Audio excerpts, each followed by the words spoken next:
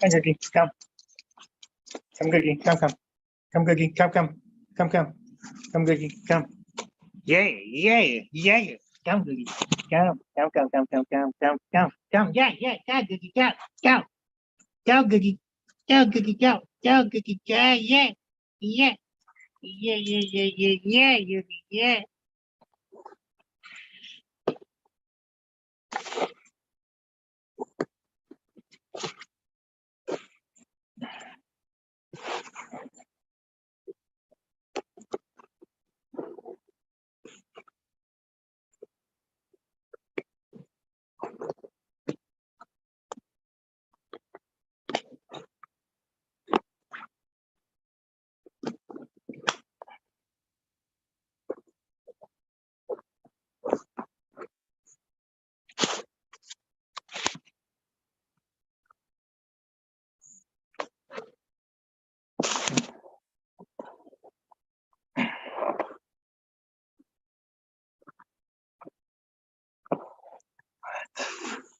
Yeah.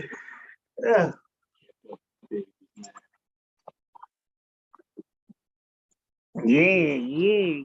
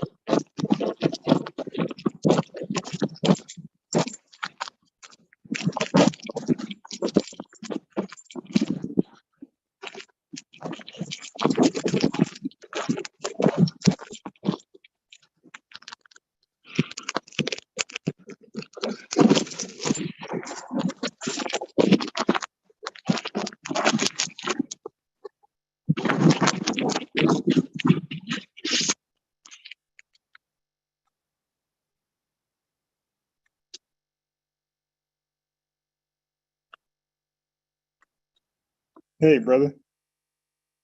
Shalom. Shalom. How are you? I'm doing good. I'm doing good. Out taking care of business, trying Yes. to get my life. Yeah. Same here. All right. Yeah. So you were reading the genealogy of Luke 3. What was your where were you trying to get to with that? Luke 3. Okay, so the So I Messiah think said that you read all the way to God. yeah. To I got to matter of fact, I still have it pulled up. Just give me a second. I'm driving. Yeah. Ready to pull over at my house. I'm buying. In a second here. Yeah, I'm myself, same thing. Gotta get my Yeah, coffee. I mean, the Most High told us when we were in Babylon, just because we were in captivity, to not stop being Israel and to basically build houses and to find wives and to make children, so that our numbers would not be deplenished in the land of our captivity or the land of our enemies. This tree gonna have to get cut down. I see that right now. Okay, let me go back to Luke 3. I think I was like 35. Canaan, Sirach. Okay, yeah. So I'll start at 33. Matthew 3 and 33, which was the son of Aminadab, which was the son of Aram, which was the son of Esrom, which was the son of Pharez, which was the son of Judah, which was the son of Jacob, which was the son of Isaac, which was the son of Abraham, which was the son of Thorah, which was the son of Nakar, which was the son of Sarak, which was the son of Ragu, which was the son of Phalek, which was the son of Heber, which was the son of Salah, which was the son of Canaan, which was the son of Araphax, which was the son of Sem, or who they call Shem, which was the son of Noah, which was the son of Lamech, which was the son of Methuselah, which was the son of Enoch, which was the son of Jared, which was the son of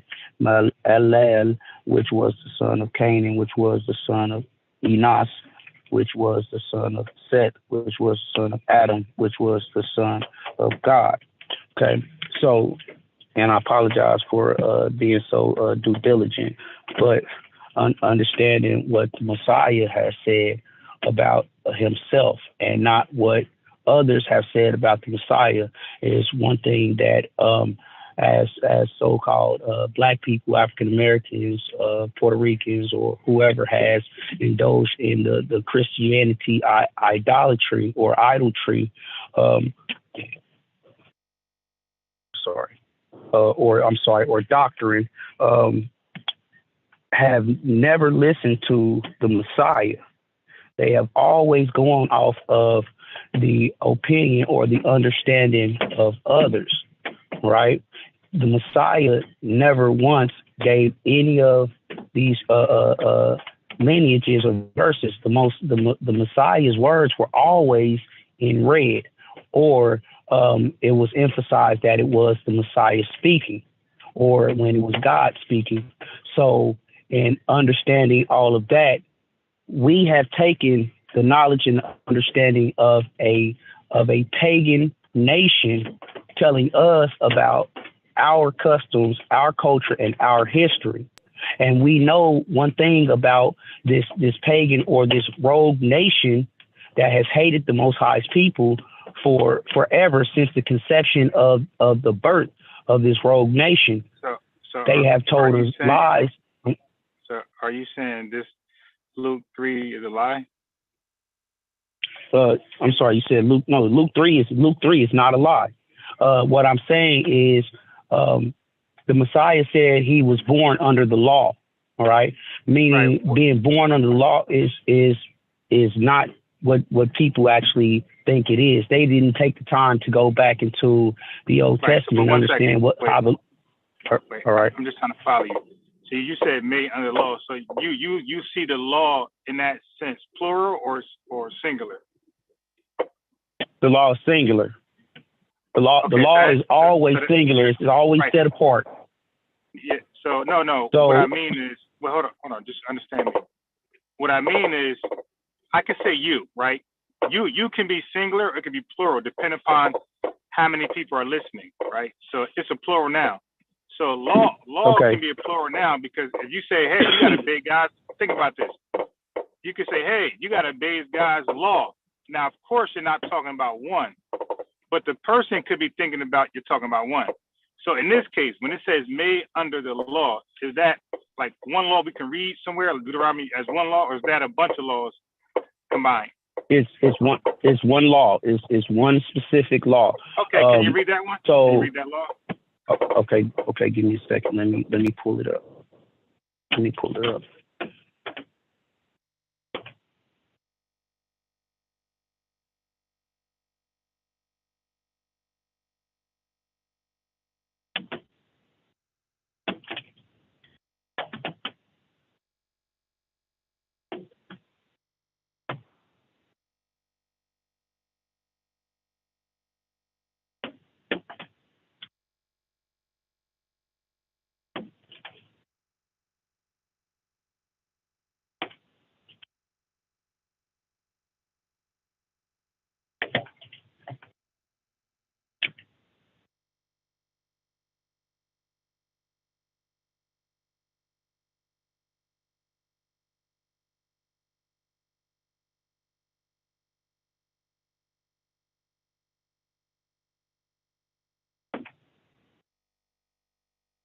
Okay, we're gonna go to Leviticus.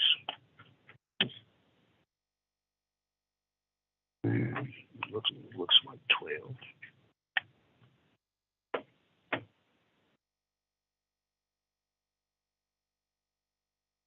Okay.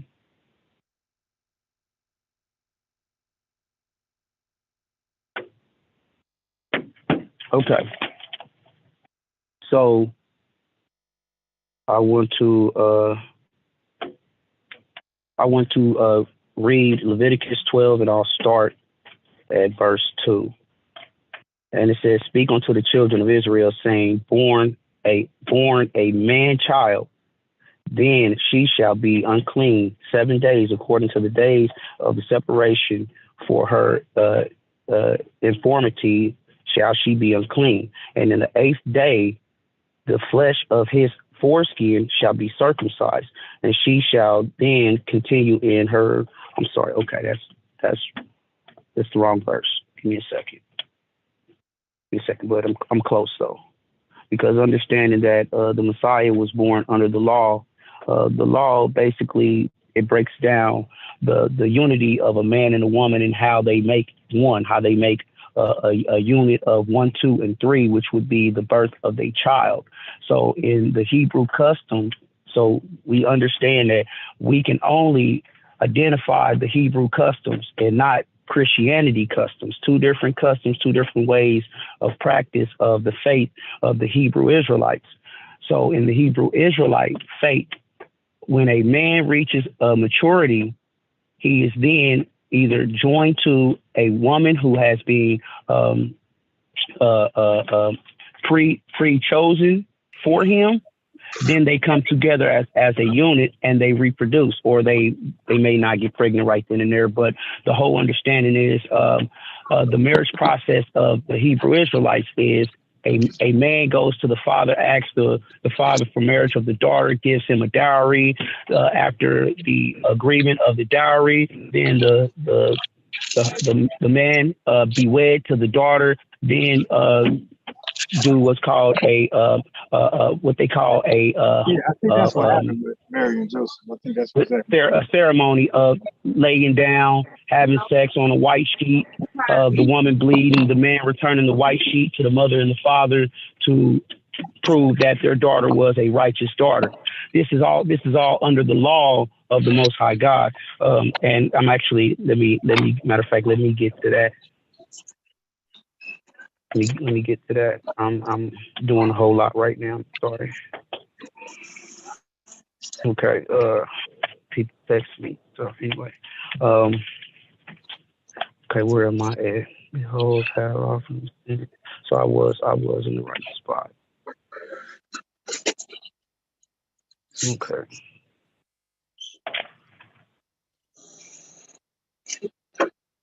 Oh, okay. So I almost forgot something that I sent to her, and I definitely want to bring that up. And then I'll go back to Leviticus. Okay, Galatians chapter 4, verse 4 through 5, and it says, "But when the fulfillment of the time was come, God sent forth his son, made of a woman, made under the law, to redeem them that were under the law, that we might receive the adoptions of sons." Okay, now I'll go back to Leviticus. That I got that out. So it said it was whose son? The son of God. It was the son of God. Okay. Yeah. So right. So we understand that according to let me before I go back to Leviticus, let me go to wait. So just one more thing about that verse. I'm sorry. Say it again. Say one more thing about that verse. One more thing. That it says God's son, right? Mm-hmm. And it says made of what type of human? Made up of a woman. Right. But we understand how the concept of life is. The Messiah, and I've been looking for the verse. I'm sorry, I don't mean to interrupt you. Yeah, let me get 3 words in. So go ahead. We see that the order right there, like the union you're talking about.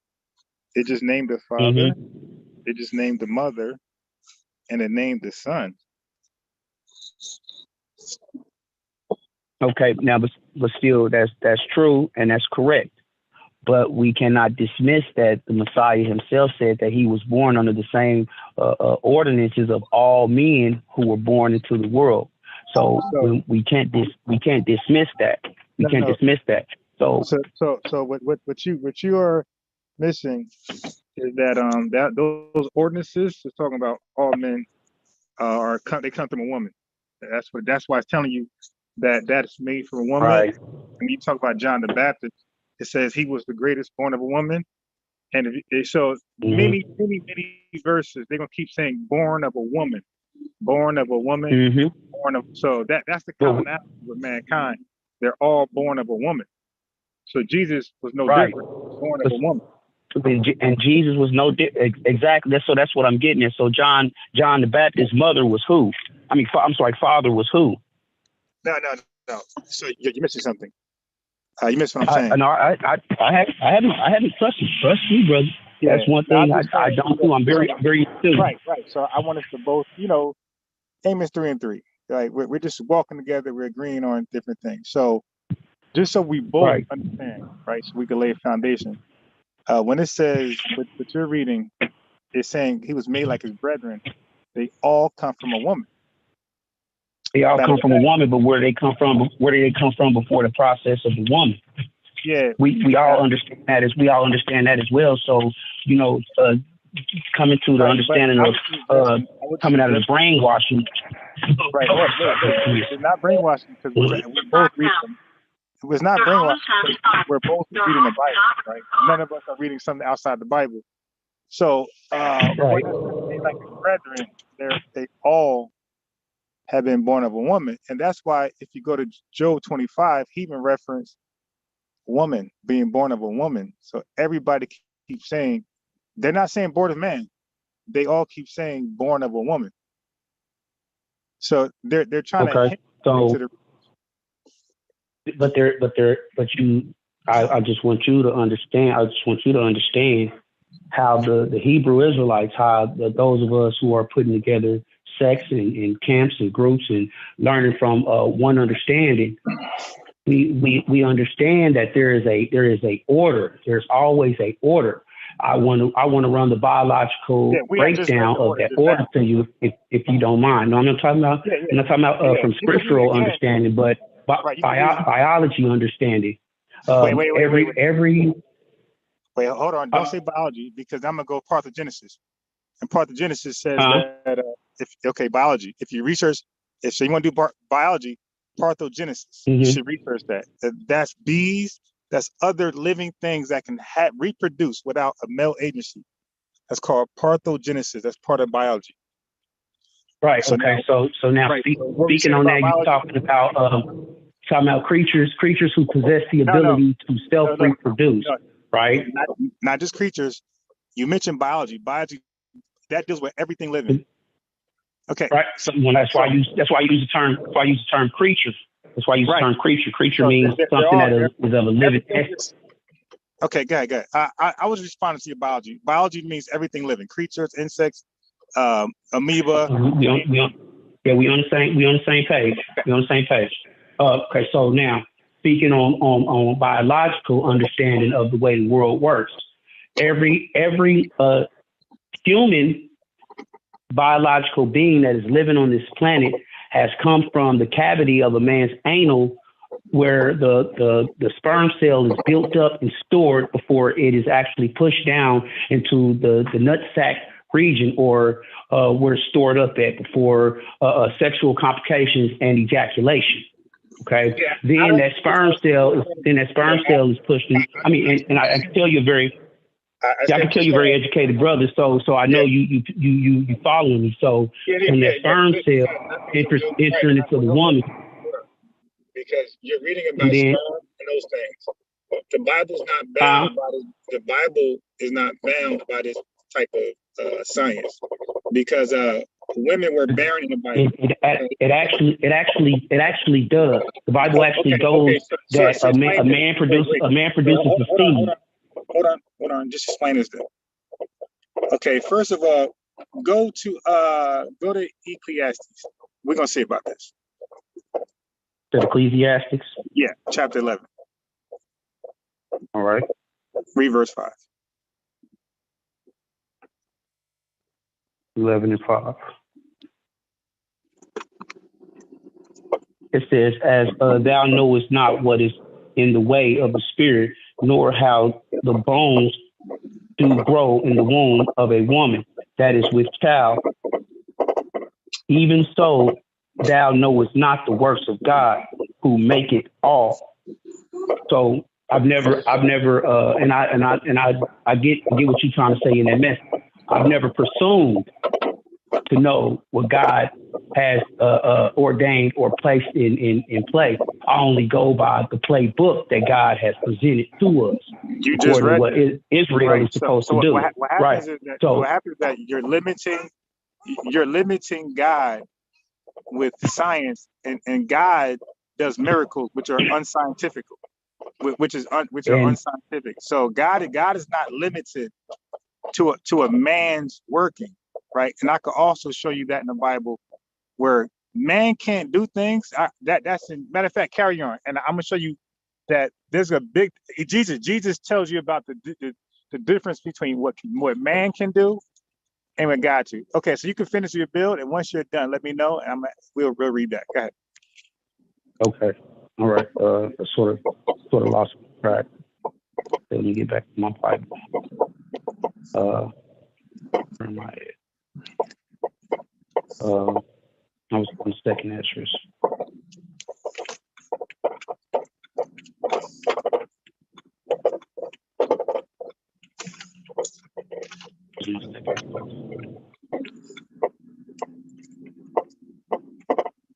It sound like you driving too.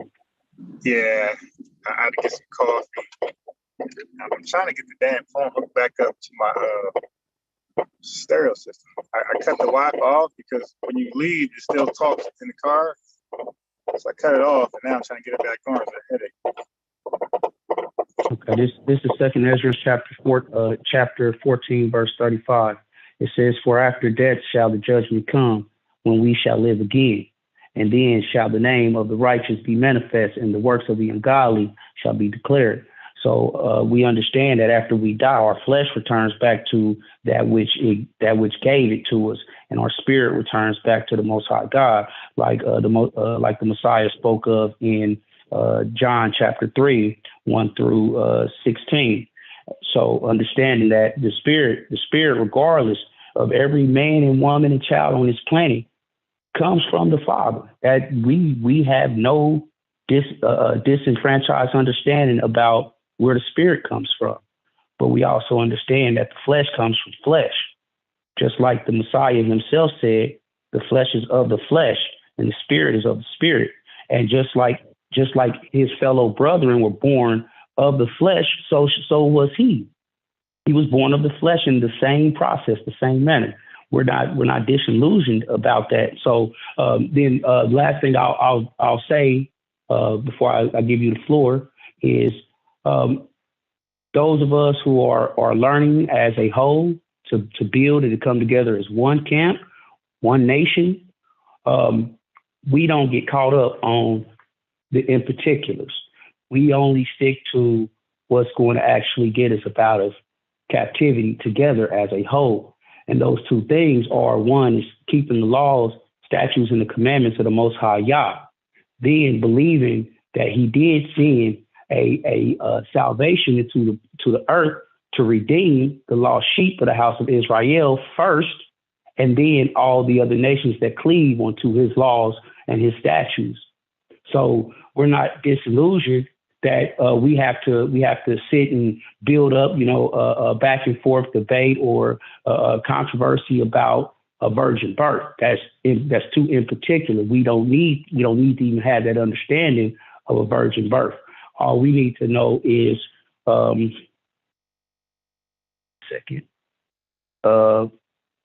John, we'll say John 14 and 15. If ye love me, keep my commandments. 1 John chapter 5 and verse 3. For this is the love of God, that we keep his commandments, and his commandments are not grievous. Right? So, I definitely love having these healthy and intellectual conversations about the scriptures, because it's our job. It's our heritage. It's incumbent upon us as the children of Israel. So, I definitely, like I said, I definitely love having these conversations, but my only goal in life is to please the Most High God. So I was commanded to keep his laws, statutes, and his ordinances, and to teach others to keep the laws, statutes, and the ordinances. And that doesn't just go towards Israel, but also towards the Gentile, because we were commanded to teach them the laws of the Most High God and how to conduct themselves as human beings. So there you have it. You got the floor. Yeah. Hello. Yeah. Sorry, so, I was a little long-winded there. That's okay. But I understand what you're saying, the laws and everything like that. But Jesus' birth was very important because without I'm sorry. You said what about Jesus? his birth was so important because without that, there is no Messiah, there is no resurrection, there is no salvation for Israel or anybody else. So this is why the Bible says, don't blaspheme the Holy Spirit. That's the only sin that's the only sin that cannot be forgiven. Correct. Right. I got it. So the Holy Spirit tells us. Hey, you got to let me go. Okay. I get you right. You right. Right in. You right. Go ahead. I apologize. I'm gonna lay out something I want to read. Okay. So if what I'm saying is correct about a virgin birth, right, a woman without sex, then of course that would be important for every reader. That would be important for every reader to know that. Otherwise, it wouldn't be there if it was true. Okay. So correct. I agree. So if the virgin birth isn't true, right? No big deal. Like you said, carry on with the laws and live a prosperous life and teach the word, right? But if the virgin birth is true and people denied it, to me, that is blaspheming the Holy Spirit, because now we're saying it didn't do what we say the Bible said it did. And we're giving the credit. Look, this is only going off if it's true, right? So if we're playing hypothetical, if it's true, then that means that God is supposed to get the credit for giving life to Jesus, not a man. This is why the verses says. This is why the verses say that he shall be called the Son of God, not the son of David, not the son of Joseph. Emmanuel, correct. Not the carpenter. It said the prophecy's got to be fulfilled. It said he shall be called the Son of God. Now, you read that Ethiopian believed, and he called him by his prophetic name. He said, I believe he is the Son of God. But everybody else, especially among Israel, was calling him the son of David, the son of Joseph, the son of a carpenter. Everybody was calling that. He asked Peter, what do men call me? And he named everything under the sun except for his prophetic name. So he asked Peter, well, what do you call me? And Peter said, you are the Son of God. Then he blessed him. And he said, man could have never told you this. He said, because I didn't give it to him. It wasn't given to man. The Holy Spirit is what revealed it to you, because that's the only way to know this. This was a secret amongst Mary, Joseph, Zacharias, and Elizabeth. That was a secret never shared. So you will only know he saw it. Of course, you're going to assume, like you read Luke 3:23, you're going to assume he's the son of Joseph because they're married and there's a baby there. So you would never fathom that's not his kid. You're going to be like, that got to be his kid. So it's assumed that that's the child of Joseph. Only 4 people knew the secret. So if somebody called him the Son of God, Jesus said, the Holy Spirit have only given that to you.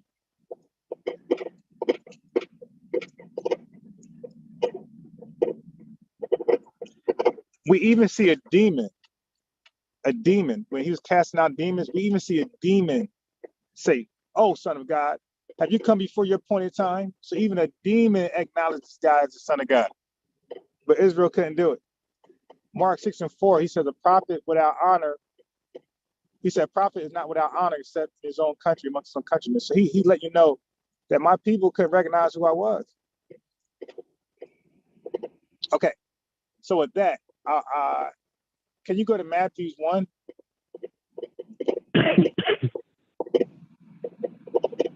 Give me a second. Yeah, I'm going to show you something. 1.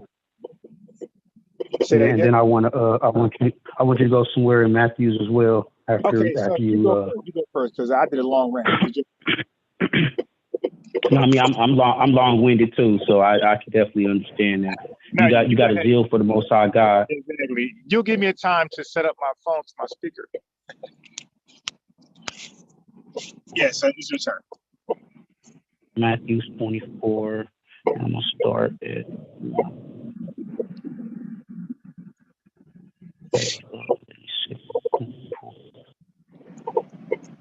Okay, so yeah, I'm in the right area. So let me start at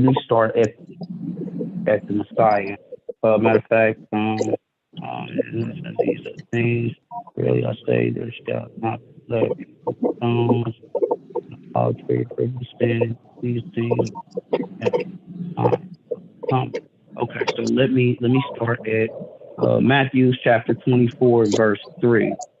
Okay, and as he sat upon the Mount of Olives, the disciples came unto him privately, saying, Tell us, when shall these things be? And what shall be the sign of thy coming and of the end of the world? And Yahsharalah answered and said unto them, Take heed that no man deceive you, for many shall come in my name, saying, I am Christ, and shall deceive many. And ye shall hear of wars and rumors of wars. See that ye be not troubled, for all these things must come to pass, but the end is not yet.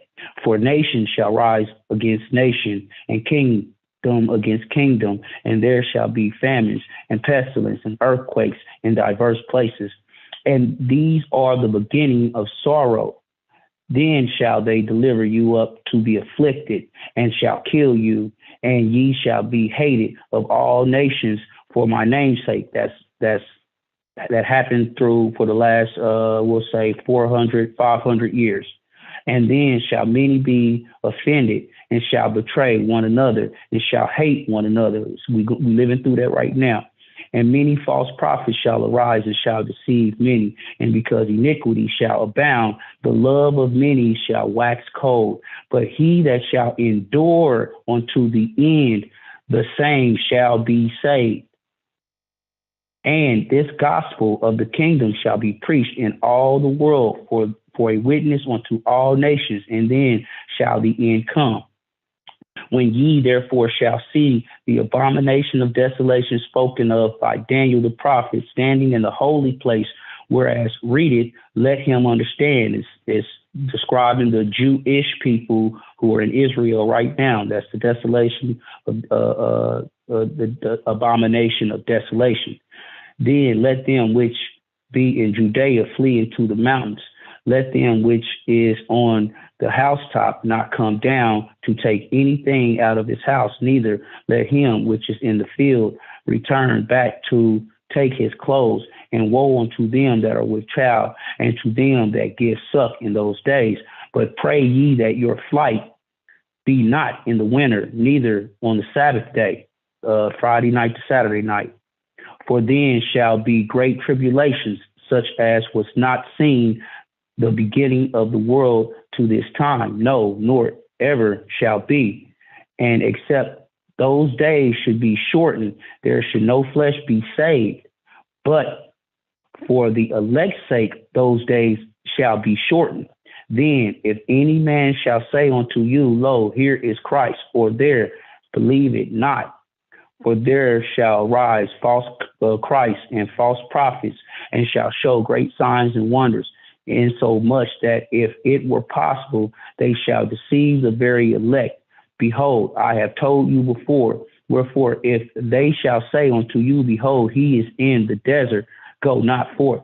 Behold, he is in the secret chambers, believe it not. For as the lightning cometh out of the east, and shineth even unto the west, so shall also the coming of the Son of Man be. For whosoever the carcass is, so wheresoever the carcass is, there will be eagles and gathered together.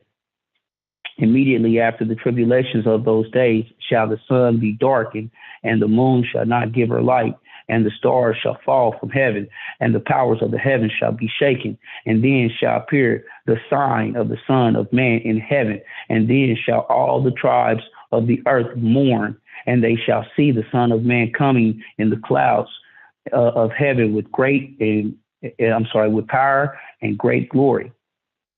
And he shall send his angels with a great sound of a trumpet, and they shall gather together his elect from the four corners, from one end of heaven to the other. So Israel, the elect, the governing body of Israel shall be collected first. That's 144,000. Now learn a parable of the fig tree. When his branches is left tender and putteth forth leaves, ye know the summer is not. So likewise, ye, when ye shall see all these things, know that it is near, even at the door. Verily, I say unto you, this generation shall not pass till all these things be fulfilled. Heaven and earth shall not pass, but my word shall not pass. So the laws are still intact. But of that day and hour knoweth no man, no, not the angels of heaven, but my Father only. But as the days of Noah were, so shall also the coming of the Son of Man be. For as is in the days that were before the flood, they were eating and drinking, marrying and giving in marriage until the day that Noah entered into the ark. And now, and no, not until the flood came and took them all away, so shall also the coming of the Son of Man be. So, just running back up and touching specifically on one verse, but this is 13, Matthew 24 and 13. But he that shall endure until the end, the same shall be saved. Same shall be saved. All right. So understanding that, the Messiah, of whatever belief system a person has about him, if I say I believe on him, I believe in him, and I believe in his returning to redeem his people that were scattered into the four corners of the earth, sent into slavery, servile work, rape, rob, pillage, hated by every nation on the planet. If he's the one that is supposed to redeem me from my captivity or my slavery, I'm going to obey him. I'm going to obey his words. So in that understanding, I don't need all the extra in-betweens. My spirit and my heart already cleaves to the Messiah, to the King God. Okay, as Israel, we also believe that Christ is God on earth. We do not believe that he is the one and only true God. Just like he says, no man knows the hour or the time, not even me, but the Father who is in heaven. So we do believe that Christ is the firstborn of all things in existence. We believe that God created the Messiah. The Messiah created the heavens, the earth, the stars, quasars, and everything that the eye can see for the glory of the Most High. So in understanding that he was the first creation, just like anybody has to get to the king, they have to go through a process of speaking to the king. And there is a person that is a step up under the king, which would be the prince of the king. So we understand and look at the Messiah in the same manner. He will be the ruling factor, the last say-so of all things in existence in the last days. When the Messiah returns to rule this earth for 1,000 years up under his leadership, but up under the guise of the Most High God. So yes, he would have been referred to as King on earth, which is what the name Emmanuel actually means, for God be with us, not for he is God. So I don't know if you have studied the Septuagint and breaking down the Hebrew to the English. We know about the things that were placed in the Bible and taken out of the Bible because we have learned the Hebrew language. We have broken it down and converted it from Hebrew back into English. Yeah, if I could just comment on that. All right. So, yeah, I'm aware of things like that. And I also know how the King James, I know what manuscripts the King James uses to translate itself. It's textually receptive, right? And then you got the his counterpart, which is the other Bibles, right? So we Right. know what's added and what's not added. We don't got to guess. All we got to do is go to the original manuscripts, and we can see what's in this Bible as opposed to that one. Another thing that you should check out, I watched a video of how Bibles get translated to English anyway. So you might want to watch that. That's very important, how they decide what goes where and what word they use and what word they don't use. Okay, because a lot of that is, like, for example, there was controversy on putting the word, one Bible put the word sodomite in there, like to show it, to show an illicit sexual action. And of course, the LGBTQI plus, that community was like, oh, no, don't put that. So say they took that out and they put illicit sexual behavior. So that's not really tampering too much. It's just sodomite versus sodomite versus, now there's no such term as sodomite. So the person who put that there made it up, said sodomite. So the word sodomite shouldn't have been there to begin with. But the sexual act, the Bible doesn't really explain, but the authors know that it was something odd and different. That's why the first person put sodomite, because this is an odd and different action. So the bottom line is that it's not hard to tell what's added.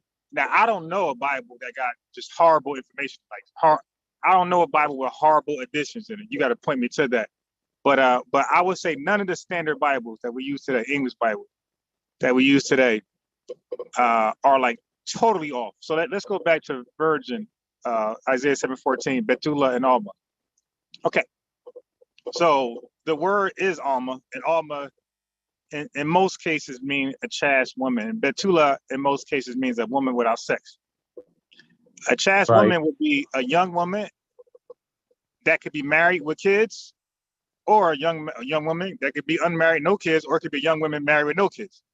Right? That's all Alma means. So Mary was both. Exactly. Mary was both. Mary was a young woman, Alma, and she was Betula, a woman without sex, when the angel came to her. Okay, so what you stating that you have to direct me to the text. You have to direct me to the information that I can research. Yeah, the Old Testament. Right? So get your Blue Letter Bible. This is simple.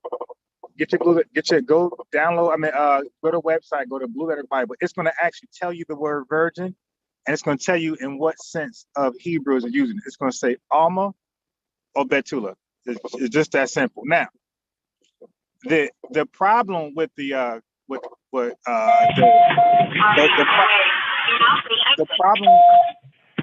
problem with the translated Bible, the English translated Bibles, was that they were placing the word virgin in Isaiah 7:14, and they said that should not have been there because in English, virgin just means virgin. Like there is no Betula Alma in English. Virgin means virgin. Okay, and a whore means whore. That's it. There's no other way to spin that. So the Hebrew society felt like it was disingenuous to put the word virgin in Isaiah 7:14, and it is. It should have been young woman, and that should have been the proper wording. It should have been just young woman, not should have just been young woman, right? Yeah. So that was an issue that that's an example of a bad translation, right? And like there's like a few others, but they're not like, I don't know a Bible where it just false words inside there that's not in the manuscript. I don't know a Bible like that. So so you can go, but don't be too long-winded because I want to bring out a scripture. Oh well, I'm not. I'm done. I'm done. I put it out there. I'm listening. I'm listening to you now. I'm going to put it out there. All right, go to Matthew. Go to Matthew 1. Yeah, because this is a great bill. Oh, God, 9 was to reign. Yeah, Matthew. Right, give me a second. When you I got get it. All right, picking up these sticks out of my driveway. I'm gonna cut this tree down. No, not 18. We read 18. Can you read 19? 1 and 19. Yes, sir.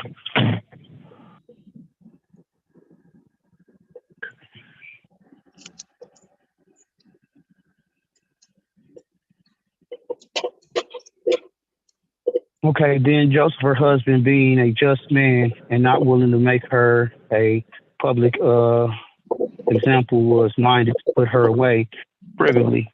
Okay, that's it. This is 19. So now, when it says he didn't want to, so my interpretation of that was that the angel spoke to Mary like it did and said, "You're going to be impregnated before you even reach home." Okay, and then they're home now. Wait a minute. Wait a minute. I definitely want you to go to matter of fact, we're in Matthew's 1:1. Okay, so just give me a second. I'm reading over something real quick. Okay. But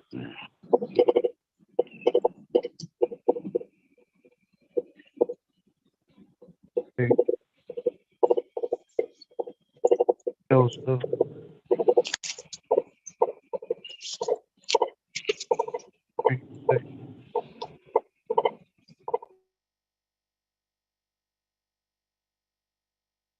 I know I'm in the right chapter.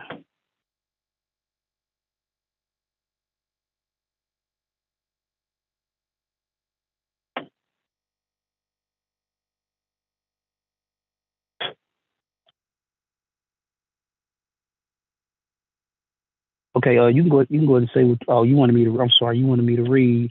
I read that, but I'm looking for. No, I was just explaining what was going on here. So I said, the way I read this is that Joseph, the angel spoke to Mary already and told her that she'll become pregnant as a virgin without having sex. So she accepted it. She's coming home, or she's coming around. Joseph had seen her belly, and he thinks that she went off and had sex with another man. So that's when it says in 19 that he didn't want to make her a public example. He didn't want her to get stoned at the gates of the elders. Okay, so then he said instead of that, he was minded to put her away privately, right? Privily, which means that he had two options, right? So when Mary came home, in his mind, and so I'm just looking from my lens.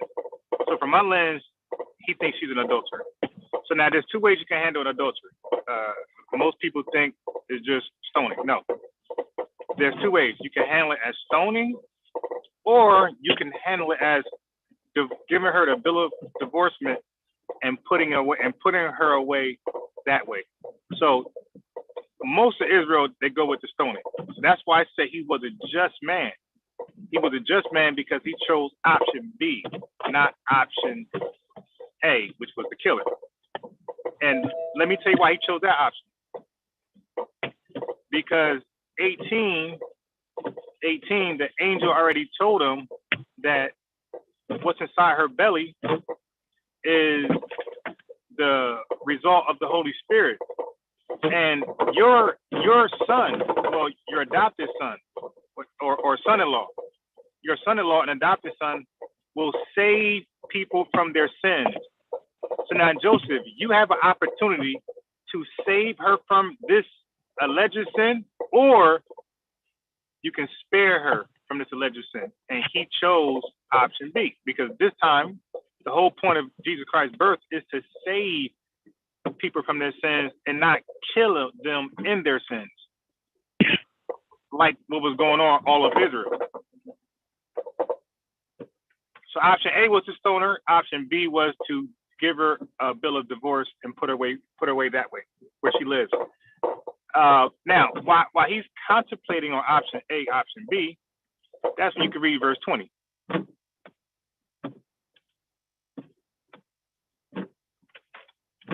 But while he taught on these things, behold, the angel of the Lord appeared unto him in a dream, saying, Joseph, son of David, fear not to take unto thee Mary thy wife, for that which is conceived in her is of the Holy Spirit.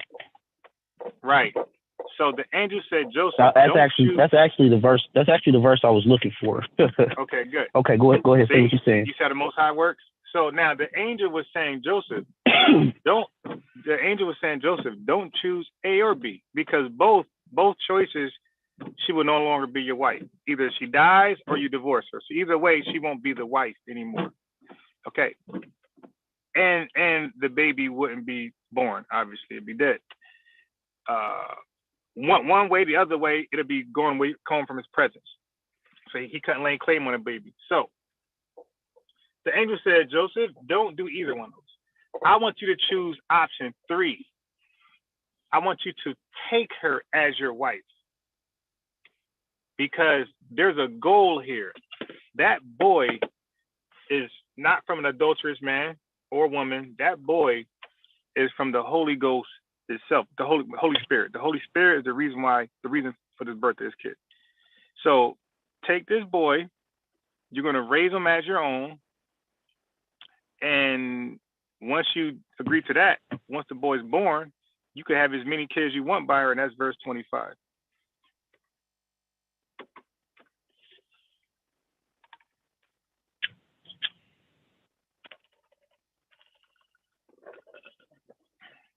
And that's a proper breakdown. Yeah, I was taught a complete different breakdown. Now, I get it, but look, but listen, it's not about being taught a different breakdown, right? Because men lie, women lie, and the Holy Spirit doesn't. So you, and the Holy Spirit does. That's true, right? So it's on you, not me, not your other partner. It's on you, because nobody can save you but you. Nobody can save me but me. So it's on you. That's correct. Right. Yeah. So it's on you. It's on you to think about this. You know, like how Joseph had to think about it. You got to think about this and say, which one makes more biblical sense? Which one makes more contextual sense? Now, I read it straight through. I'd have to go to a whole bunch of Old Testament. I read it straight through. Now, I can show you both laws when a woman is unclean and she's married. You can stone her. Yeah, so you can stone her, or you can preserve her life and just divorce her. So you got two options. Correct. And he was a just man, because he decided not to get her killed. Because Israel just kept dying in their sins, and it was like, okay, enough of this. Because people dying and nothing is being resolved. They just keep, the Most High said that before. He said, no matter how many times I chastise them, I kill them, they still keep turning their heart away from me. And that's why the Atlantic slave trade happened to us. That's why we was expelled in 70 AD. This was the final lesson for Israel, the final wake-up call. Exactly. So now I got one more thing for you. All right. I mean, okay. So we're going to stay before you jump on that one thing, though.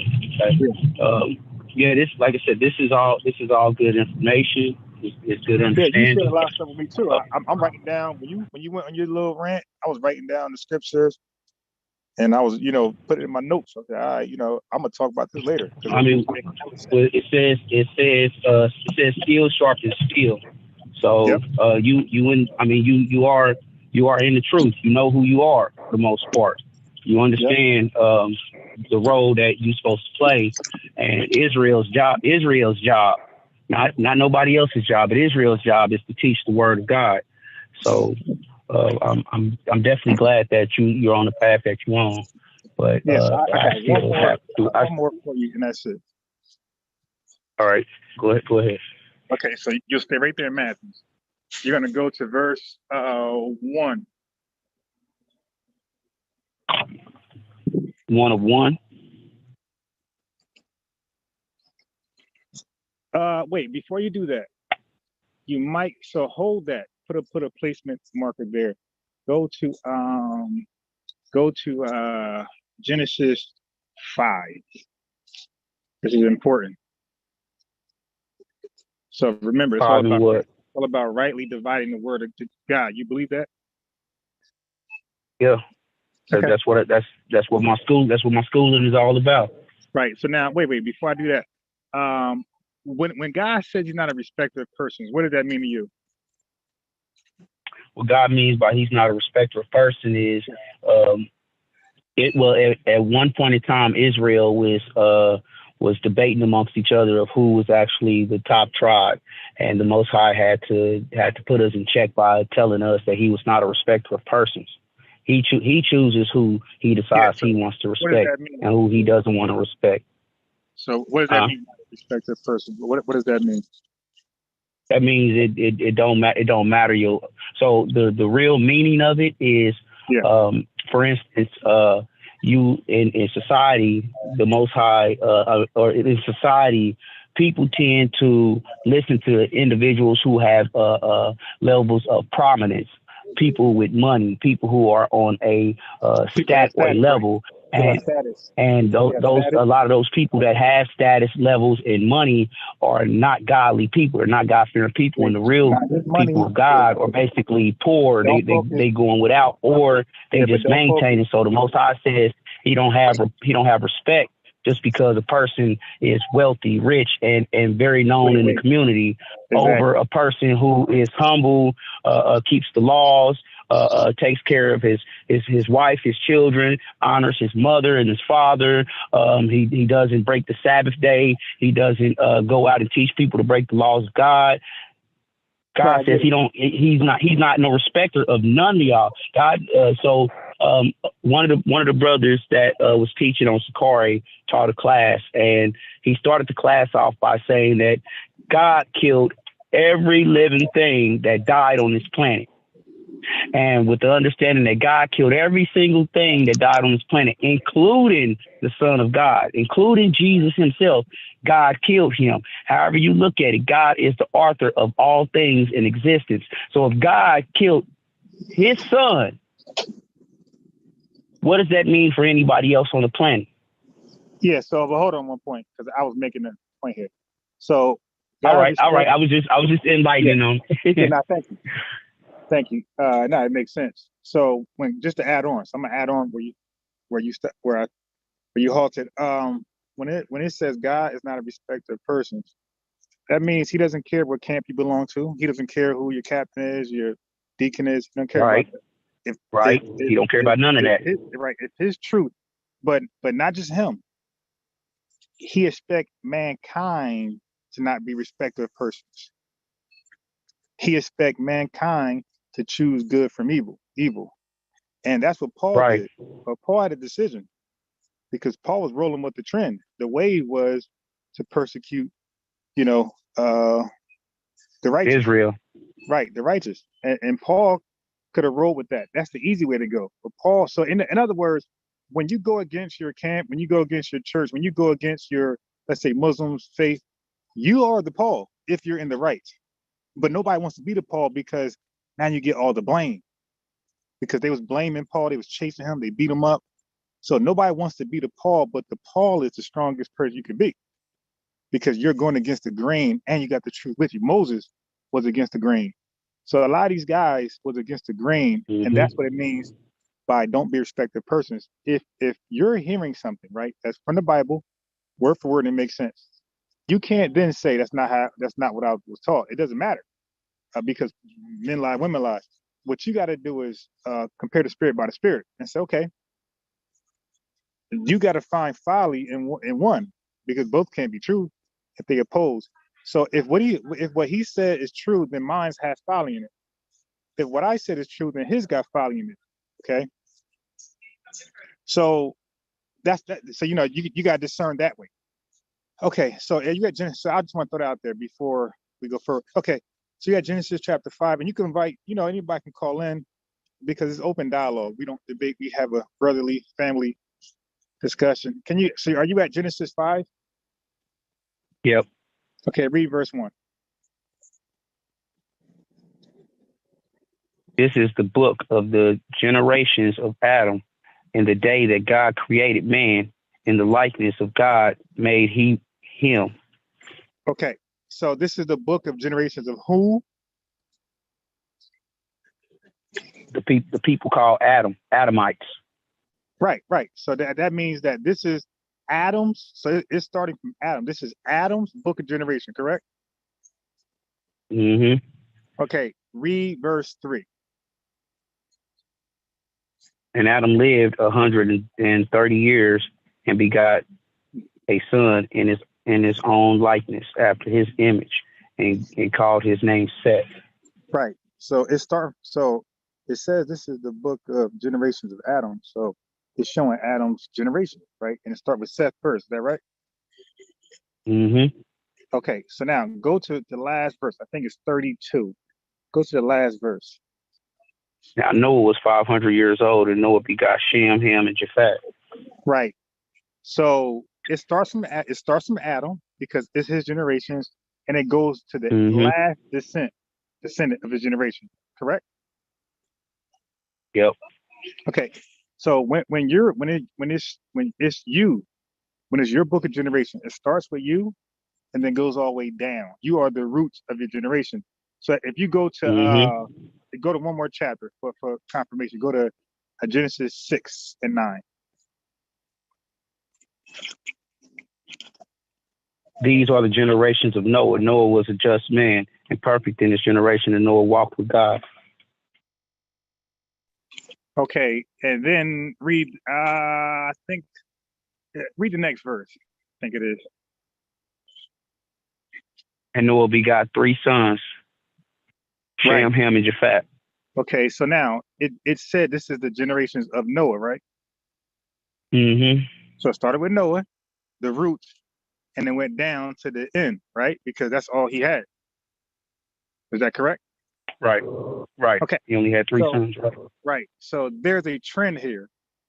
When it's your generation, you are the top, you are the root, and then everybody else descends from you. You agree? Yep. Okay, cool. So now we're at Genesis. That's the root. The offspring of Genesis would be what? The last descendant. If we're talking about books, if Genesis is the root, what would be the end, the offspring of Genesis? Revelation, right? It's the last book, right? Yeah. Okay, let's go to Revelation. Yeah, so yeah. You can say that. Yeah, because we're going from the beginning of the first book to the last book. That is the Alpha and Omega. Okay. Okay, chapter 22, the last chapter, chapter 22. What? The Revelation? Yeah, Revelation chapter 22, the very last chapter, please.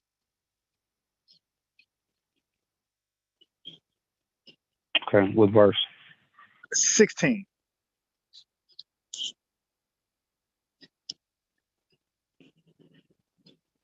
I, Jesus, have sent mine angels to testify unto you these things in the churches. I am the root of the offspring of David and the bright and morning star. Okay, so what does that mean to you, that Jesus is the root and offspring of David? What does that mean to me? Yeah.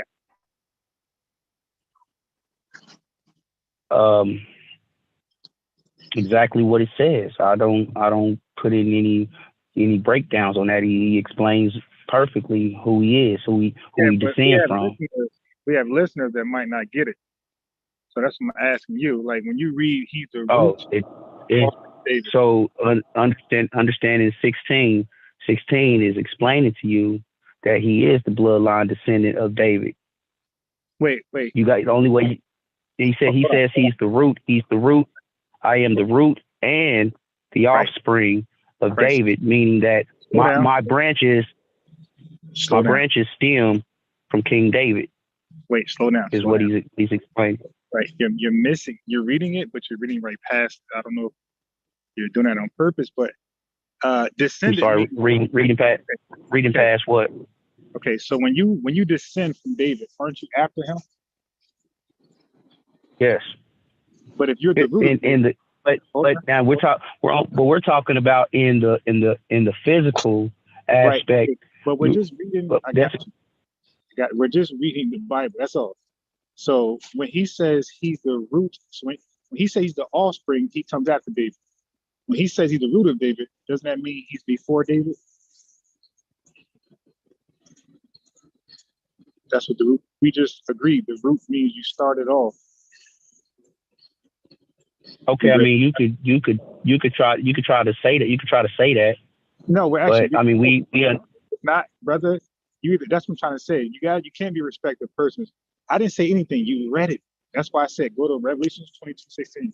I had you read it first. I'm not telling you anything. You're reading it, and you might have missed it before. Okay, so but no, I've never missed that. I told you I've studied with the Hebrew. So our understanding of the Messiah is the Messiah has been on this planet more than one time. Hold on, brother. I'm not asking for your overall understanding. It's one verse. It's one verse. It said, so now you asked the question of my understanding of it. So I'm giving you my understanding of it. And you told me it, and that's why I said this. I said, what does root? We know what offspring means. And he said, right. Rooted. What does that mean? The root. That means before. I mean, the root. Yes, you could say that. Yes. Okay, read 13. Okay, I got you. You got trouble. Okay, read 13. This will clear you up. There should be no more confusion. I am Alpha and Omega. I don't need no clarification of that. I'm the first and I'm the last. I'm the beginning and the end. Thank you. We understand that. Right, I got you. So as the Israelites, we still believe that Christ walked this planet. Point out, right? You're arguing. I'm not trying to argue. I'm pointing out what the Bible says in 13. So that's why I want to get your understanding on 16, just to show you what Christ's understanding was on 13. 13, he's saying, I'm the first and the last, brother. That's literally root and offspring. That's literally root. Mm-hmm. Okay, so he's not. You have no argument with me against that. So let me just finish that bill. So he can't be from the bloodline of somebody if he started it off. He can. The root is the first part of the tree. Everything else come after. So he can spiritually wise, he can, because we believe in what people like to call reincarnation. We call it the resurrection, all right, or the rebirth.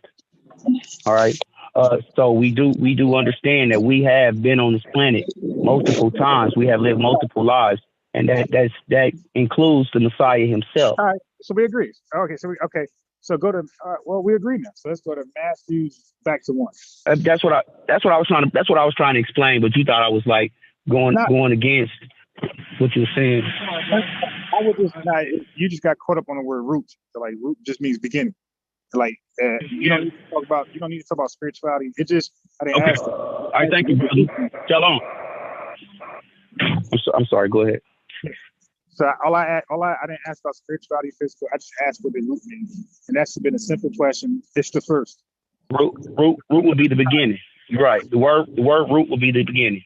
Got it. So now let's read and remember when they started with Adam, it said they let you know he's the beginning by saying this is the book of his generation, right? Then we read Noah, and then you knew that he was the beginning because it said this is the book of the generation of Noah. That means that this is he's the root, and these are his descendants. Like they are the branches of his root. Okay, so now go back to Matthew 1. Watch how all this connects. I have to ask a question though. Yeah. So what are you getting at with these verses, with these precepts? All right, it's going to. I thought we were having a discussion. So go to verse 1, Matthew 1. We having a discussion. Matthew 1 and what? 1.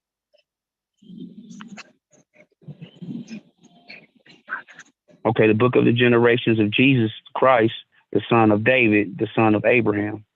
Whose generation? Jesus, who they call Christ. So what does that mean when it says the book of somebody's generation? It's the book of their generation. This is their lineage. This is their heritage. So who's the root?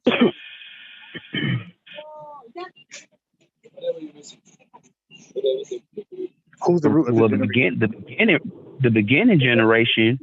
Nah, brother, I'm just asking. It says Jesus. Right. Okay, so this is no different than Noah. It's no different than Adam. Right. We're actually reading it.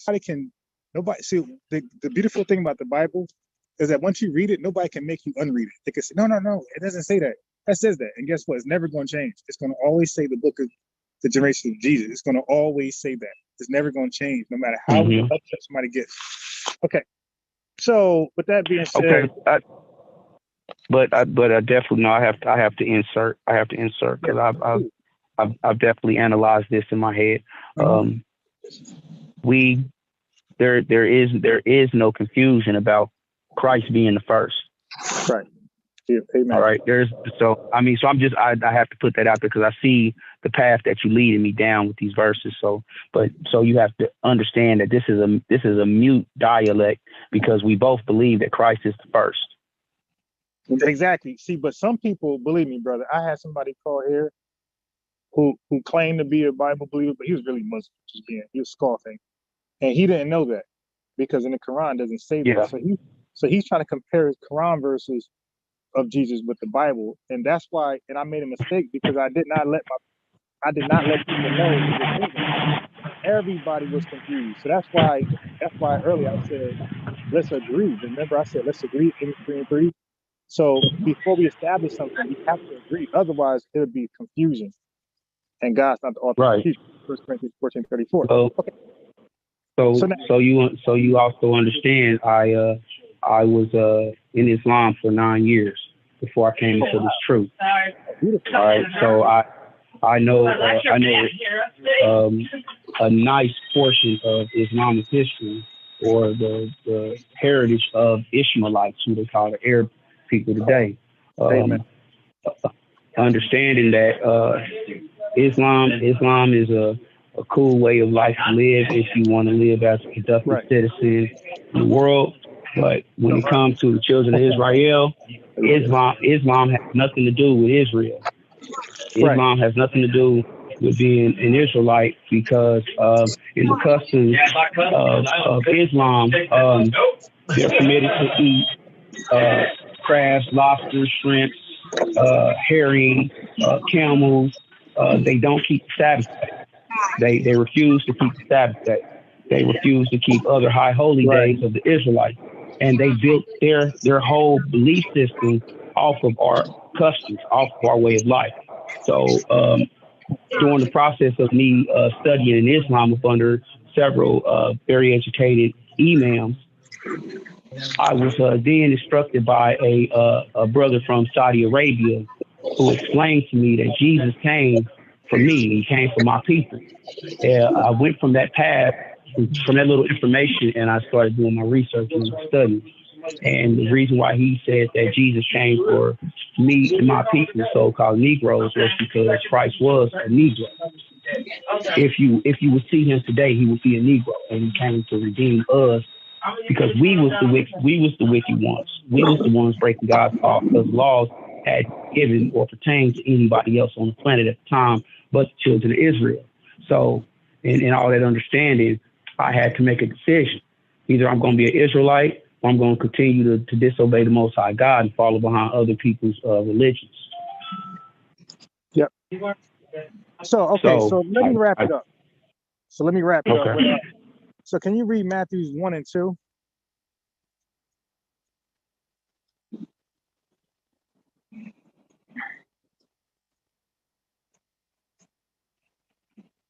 Yeah, give me 1 second. It all makes sense to you.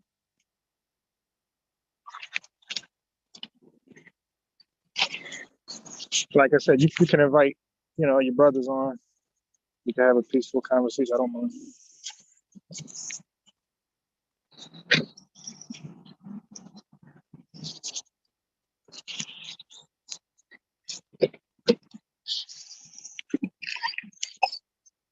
All right, thank you. You have a good day.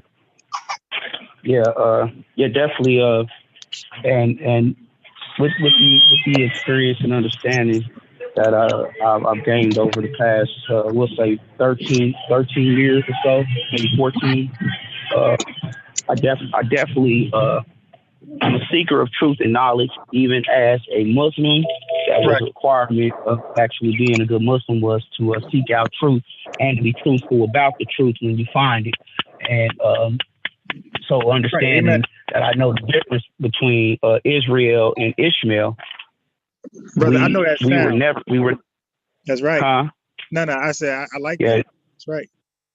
Yeah, and so we was never commanded to do anything that the Ishmaelites was doing even if it was the God of the Hebrew Israelites that spoke, you know what I'm saying, or sent the message to Prophet Muhammad, that was specifically, and the Quran tells you specifically that message was for the Arabs. It was for the Gentiles that God didn't want to wipe out. He didn't want to wipe them off the face of the planet in the last days. So he sent them some correction. He just didn't give them everything that he gave Israel, because we still have to keep the 5 high holy days, feast days, and we still have to keep the Sabbath day.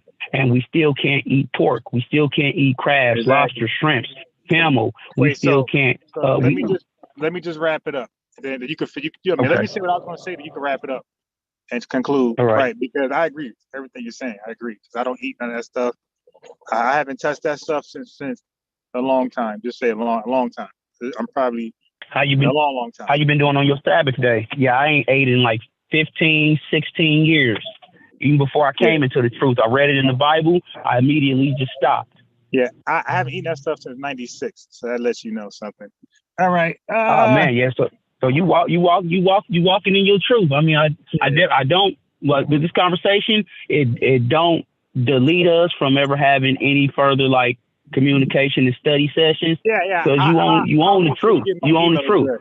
Yeah, I'll make sure you get my email address. So again, you can send me a verse. I'll look at it. I'll email you back, tell you what I think about it. Vice versa. I'll send you something. Okay. So now. All right, for sure. I definitely appreciate that. This is very important right here. Matthews 1 and 2. Okay, you're gonna have to read it because I'm driving. Okay, so it says Abraham begot Isaac. You agree? Mm-hmm. And so it says Abraham begot Isaac. Now, how do you know it's telling you Abraham is Isaac's father? Because he begot him. Right. And then it says Isaac begot Jacob. And again, how do you know? Because of the word begot. Right. And then it says Jacob begot Judah. One more time for the choir. Because it begot him. Right. Cool. Then it says Judas begot Zerah and Phares. Now here's the part here's a mystery. The Bible talks about mysteries, correct? Correct. I got a mystery that you never been exposed to. What you think? You think I got one? I don't know. Let's find out, because I done found out a whole lot of information, man. Okay, got you. Well, they call me the Virgin Birth Scholar. Okay. I mean, I can believe that, because you definitely hitting on it, but we don't harp. The Israelite groups that teach, they don't harp on that. They bounce around and teach everything else. Right. Now, hold on one second. This is my mother. Give me a second. Yes, sir. I'm right here.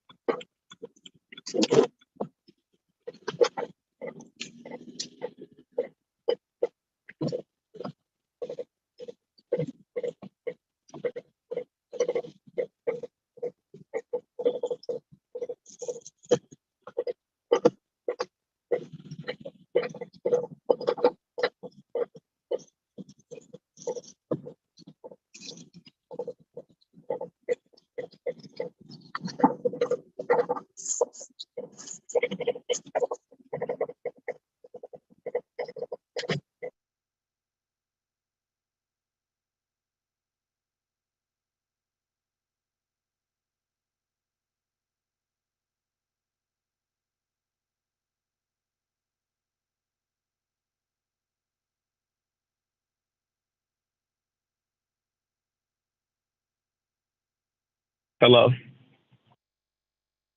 Yes, sir. So, yeah. So now it says, here's a mystery. Okay. So verse 3 says Judas begot Phares and Zerah, correct? Mm-hmm. But do you know he's the only man? Right. Do you know he's the only man to have 2 kids in his genealogy? Who? Judas. Everybody else just said 1 kid. He's the only man. No, that's not true. Isaac only had two sons as well. No, Esau brother, and Jacob. Brother, slow down. You're not listening to me. I'm talking about Matthew's 1 genealogy. You said Matthew 1 genealogy? Genealogy, yes. It says Isaac begot Jacob. It doesn't name two kids. It says one. Right. Okay. So we understand that that lineage that is breaking down. I got you, but do you understand my question?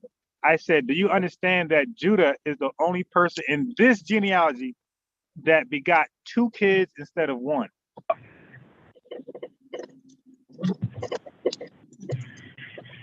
Because of twins. Well, Isaac. I mean, you got to explain that to me. I'm sort of lost right now. I got you. Jacob, Esau was twins, but it still said Isaac had one kid. So that wouldn't be it, because it would have said Isaac begot Jacob and Esau. So here it says Judah begot Zerah and Phares. What I'm saying is that every man in this genealogy, it only lists one kid. Even the genealogy you read in Luke 3, it mentioned one kid. This is the only time where one man, it lists two of his kids in the genealogy. Do you know why? Yes. Tell me. I actually have the answer to that. Okay, tell me. So now we'll start back at Abraham, if you don't mind. I'm driving, so I can't pull out my Bible. So Abraham, after he fathered Ishmael and Isaac, correct? Yep. Abraham had four other sons, but only one of those sons was chosen for that lineage of the Masonic message to be sent through. Then after Isaac, it was Jacob instead of Jacob and Esau, because Israel was the chosen race of people of the Most High God, not Esau or the Edomites or the Ishmaelites or the Chemerites. I'm trying to remember Abraham's other four sons' names offhand. That's why I said I can't pull my Bible open, but I would have rather just read it. So understanding that both of the twin sons of Judah were both of the chosen lineage. They were both of that chosen race of people because they came from Judah. Brother, how many kids Judah had altogether? Judah? He only had he had 1, 2, 3, 4. He had 5 children total. Right. So they were all part of the line, right? Correct. So why are they naming 2 instead of 1? And why are they naming 2 out of 5? All right, now you got me pulling. Now you got me pulling my Bible out while I'm driving. Hold on, we got to go there. Nah, be careful, my brother. Only I'm that skillful. I've been doing that the whole time. Matter of fact, my brother, I'm so studied. I haven't been reading the Bible. It's all top of my head. Right, I have not reached home yet. Oh, okay. Yeah, everything's up top. Okay. I mean, I'm pretty familiarized with the scriptures, but I like to be as an oracle of the Most High God, which is an individual they're gonna go in the scriptures. They're gonna pull it out, even if they know. Okay. So where we? You said Matthew chapter 1 verse 3. Verse 3. Okay. You got Phares and Zerah of Tamar and Phares. Okay, so yeah, I'm a little delusional, right? Not delusional, but a little confused why I mentioned both of the twin boys and the lineage of the Messiah only came through Phares. Right, and that's why I said I got you. I said this is a mystery. And look, what you should do is you should ask your brethren, like just like a fun trivia fact. I guarantee you they're not gonna know. Guarantee you. Okay. Listen, you hit me with a question that, because I'm definitely I'm studying on asking questions and finding out information. So I'm definitely going to inquire about that one and find out what the elders have to teach about that one, because that's one that ain't been brought up. And guess what? When they tell you they don't know, they gotta get back to you. You can say, "Well, elder, I think I know," and you can say what I'm about to tell you right now, which is all scriptural. Okay, so this is one mystery I'm gonna give you. So, Judah's firstborn was died, right? He is all top of him, my brother, because he was wicked before the Lord. And then Onan. Yep. Judah chose Onan to do what? After died, he to go into his sister Tamar and to give her birth, give her a seed to carry on his brother's name. And instead, he pulled out and ejaculated on the ground, which is a sin, in itself. So the Most High killed him dead. Okay, and the third son is Shelah. What happened when he was supposed to? What happened when he was supposed to do the brotherly duties of going into the woman to give his brother seed? What happened with that? His father then committed a sin and went and purchased a harlot, a prostitute, to basically get over the loss of his mother. Right. I mean, of his wife. Yeah, you're right. But now check this out. Shelah, nobody ever got to get Tamar seed to raise up to her brother, right? I mean, to her husband. Right. So now you know that's a law. You must do that, correct? So I said it one more time. I said it's a law that you must do that. Talking about the brother giving a child for his brother. Yeah. Yeah, I understand in depthly what that's all about. That goes into the understanding of the reincarnation process, giving your brother spirit of flesh to re-enter back into. But that's a little bit deeper though. That's some deep Hebrew Israelite teaching. But anyway, so yes, I understand that's a law that if your brother dies without giving birth to a child, you are supposed to go into his wife for him. Yeah, but brother, that never happened because Judah broken that law. Correct. Okay, you know what happened next? When he broke that law and sinned, you know what happened next? Let me in on it. That's when he played the harlot. Yeah, that's when Tamar played the harlot. Yeah, correct. Do you know why she played the harlot? Because she wanted that seed of Judah. Yeah, because she wanted them to fulfill the law. So now because Judah kept Shelah away from her, she played the harlot to Judah. And like you said, you were correct. You got a good memory. Judah's wife did die. He was mourning. He was traveling. So she knew that. She heard about it. So she played the harlot, and she was in the pathway of where he was going. So he seen her. Correct. And she had sex with him because she wanted the seed to be be a part of the Israelite seed. Yeah, because she wasn't an Israelite. She was a Hamite. She was it was called a Shulamite or a Dolamite. Nah, I don't recall that. What verse is that? That's in Genesis chapter 30. I'm running through my memory banks right now. 30. Yeah, that would be. You would teach me something. If that's true, you would teach me something. Matter of fact, I'm gonna teach it to you right now. Then I'm gonna go ahead and pull it up. Yeah, I don't believe that. Okay, Genesis, David, Abraham. Okay, let me go back. Give me 1 second. Let me find this for you. Yeah, if you could prove that one. Canaan. So we're talking about Tamar, right? Yeah, Tamar. She was a Canaanite. No. You got it mixed up. You're talking about Judah first wife. She was a Canaanite. No, they both were. Okay, now if you could prove that, brother, I'm gonna give you extra credit. I'm gonna give it to you right. I'm gonna give it to you right now. I actually had to break this down to my father. My father. Yeah, I'm gonna give it to you. I'm gonna give it to you right now. Promise you. Okay.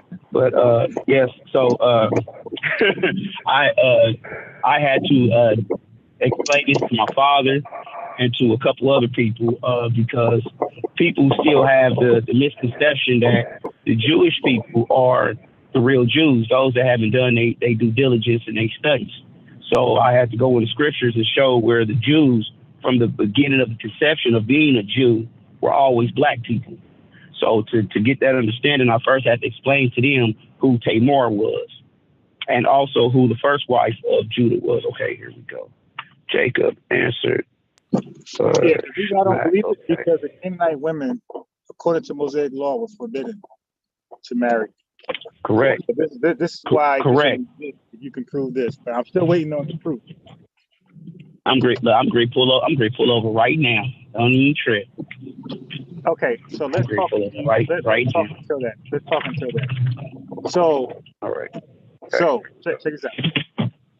So we know why Tamar had to have sex with Judah, because Judah broke the law.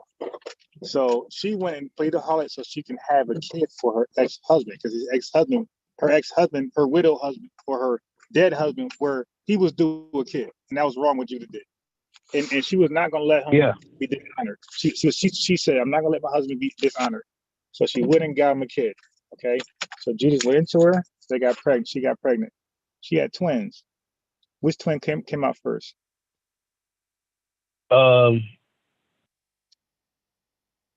Correct. A matter of fact, I'm right there right now. And it came to pass as he drew out his hand that behold, his brother came out, and she said, the first one that came out was Perez. No. I'm sorry. Perez was the first one that came out, and they put the. Brad, go back. You're reading too fast. You're too far ahead, brother. You got to rightly divide. You cannot miseducate today. So you're right. You're right. All right. So I'm gonna go ahead and read it from Genesis chapter 38. 38. Yeah. And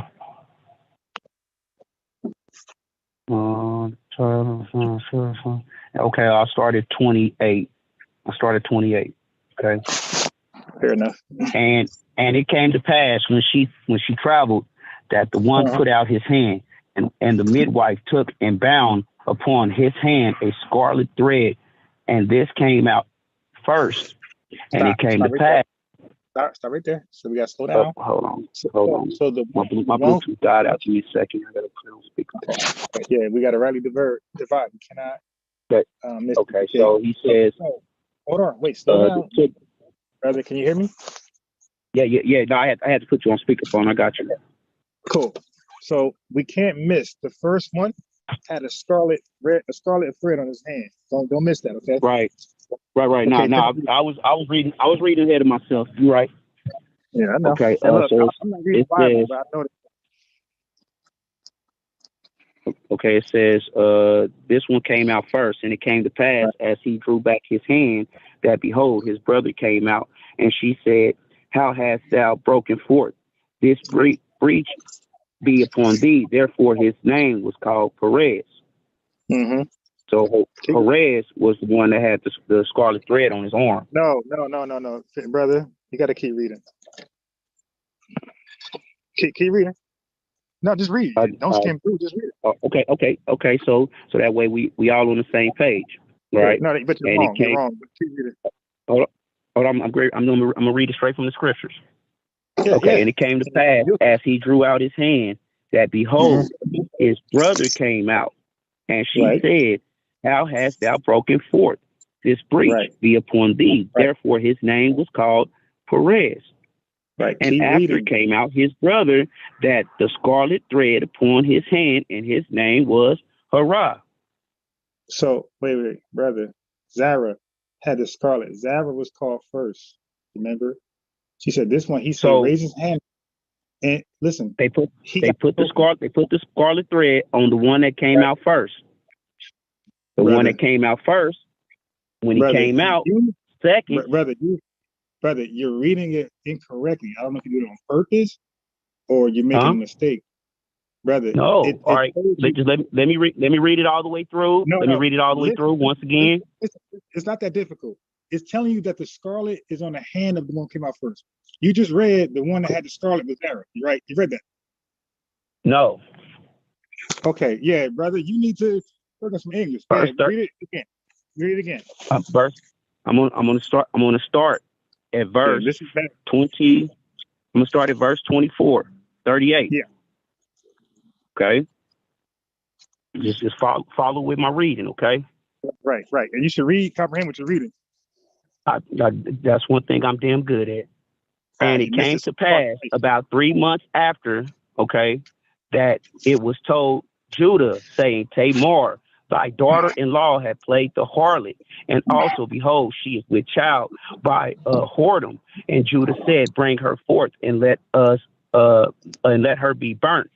When she was brought forth, she sent to her father-in-law, saying, by the man whose these are, am I with child? And she said, discern, I pray thee, whose are these? The signet and the bracelet and staff. Okay.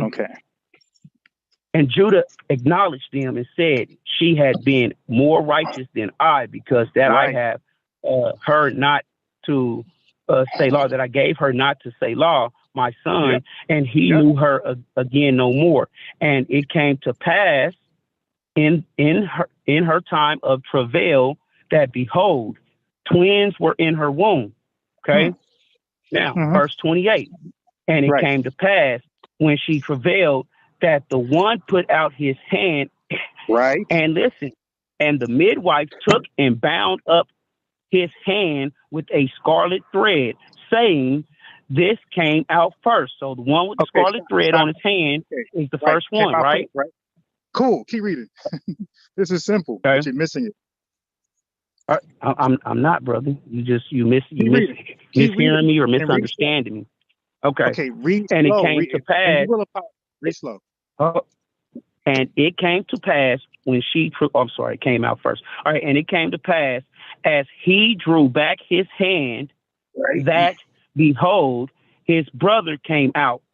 Okay. So now one just came out. Okay. One just came out, right? Right. But listen, you're missing it. It's listen, brother. You're reading past what you're supposed to be listening to. It said when he drew back his hand. Listen, let me just get the words out. You're cutting me off. It said when he drew back his hand, that means the scarlet hand, right? The person with the scarf, the thread. When he pulled back his hand, his brother came out. So this is no longer the hand of the person with the scarf. Okay, read on. Let's see who this is. Okay, hold on. Let me put on my Bluetooth. Yeah, put your glasses on. Put on my Bluetooth. Yeah, put your glasses on too. I don't need them. Well, you missed it 3 times. Okay. I promise I didn't. Okay. So this is 29. All right. Yeah. Okay. So before we go on to 29, right. But let's first agree what's going on. See, this is where we're messing up. So far. Okay. One guy had his hand. Wait, brother, we can't talk at the same time. Go ahead. I'm listening. I'm listening. Bro. So one guy held his hand out. And they said this one came out first, and they put a scarlet thread around his hand, right? Correct. Then he drew his hand back, and then his brother came out. Okay. Correct. Okay. So now there was no scarlet thread put on the other brother. Right. So let's read that brother's name. Go ahead. Okay. And after came out his brother that had the scarlet thread upon his hand. So this one that the name I'm going to mention is the one that has the scarlet thread upon his horn, on his hand, right? Wait, hold on. And let me wait. Just hold on, because I'm not reading the Bible. I'm gonna get there with you. Hold on, give me 1 second. All right. Because I gotta do this. Okay. All right, brother. Read 28 again. And it came to pass as she travailed that one put out his hand. So one hand is out. And the midwife took and bound up his hand a scarlet thread upon his hand, a scarlet thread. So she just put a scarlet thread on his hand. Then this came out first. Good. Okay. And it came to pass, as he drew back his hand, the one with the scarlet thread on his hand. Yeah. Right. That behold, his brother came out. So now one is coming out. Right. So it's a different kid. Said, different kid, correct. And she said, different kid, right? Yes. Okay, go ahead. And she said, how has thou broken forth this breach be upon thee? Therefore, his name, the one with no scarlet thread on his arm, name was Perez. Right. Got it. Hold on. So now we know that he is second, correct? Correct. Okay, read 30.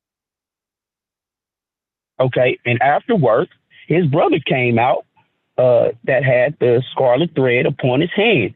His name was called Hara. I said that like 10 times, bro. Zara. Harah. Hara.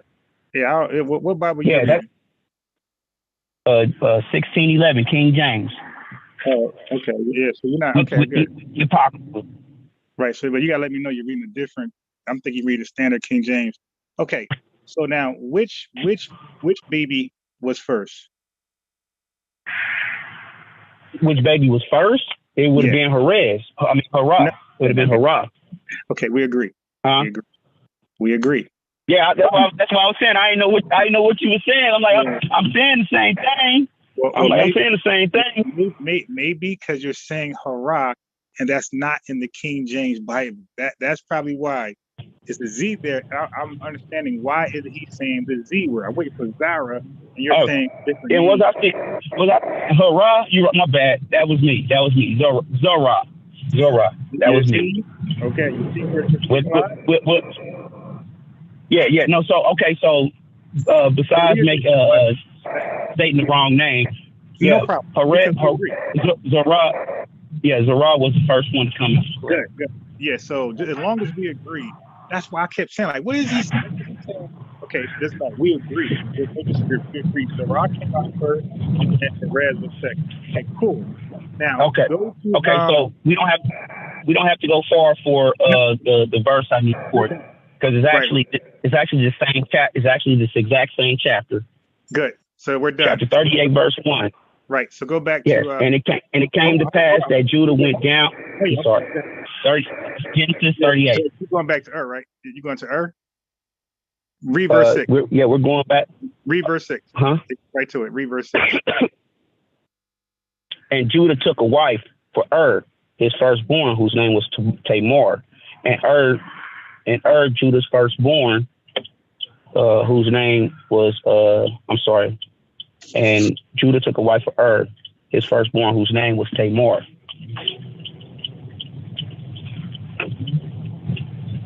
You there? Yeah, read verse 7. Okay. And Judah's firstborn, was wicked in the sight of the Lord, and the Lord slew him. Right. Okay. Let me pull over. I can't drive free. Pull over at the gas station right now.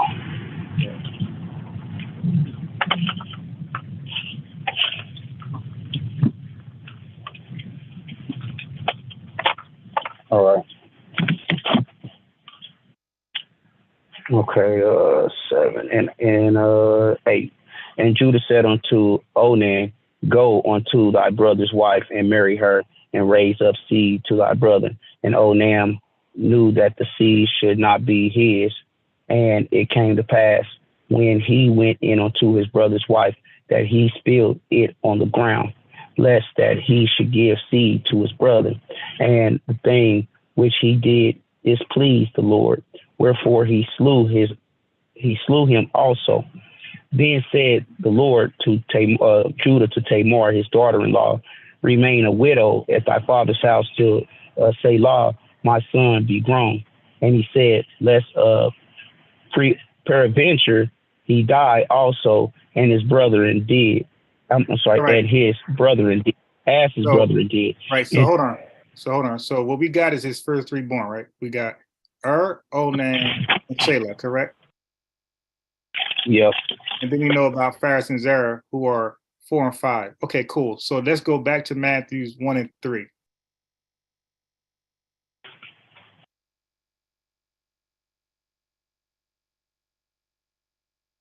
And let me know when you're there. I'm there. Okay. So now read that again, please. And Judah begot Perez and Zerah of Tamar. Right. And Perez begot Esrom, and Esrom begot Aram. So let me ask you a question. Judas had how many kids in his genealogy? Judah? Yeah. How many kids so far is listed in this genealogy? It's only 2. Good. And then it says Perez begot who?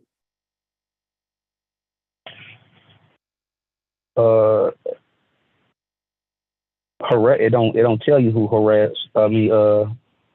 Zerah begotten. You mean Perez? That's what I said. It tells you Perez begot Esrom. Right. So how come it chose Perez and not Zerah? What was this eeny, meeny, miny, mo, catch a tiger by a scent? And did he choose that way? Why is it saying Perez and not Zerah?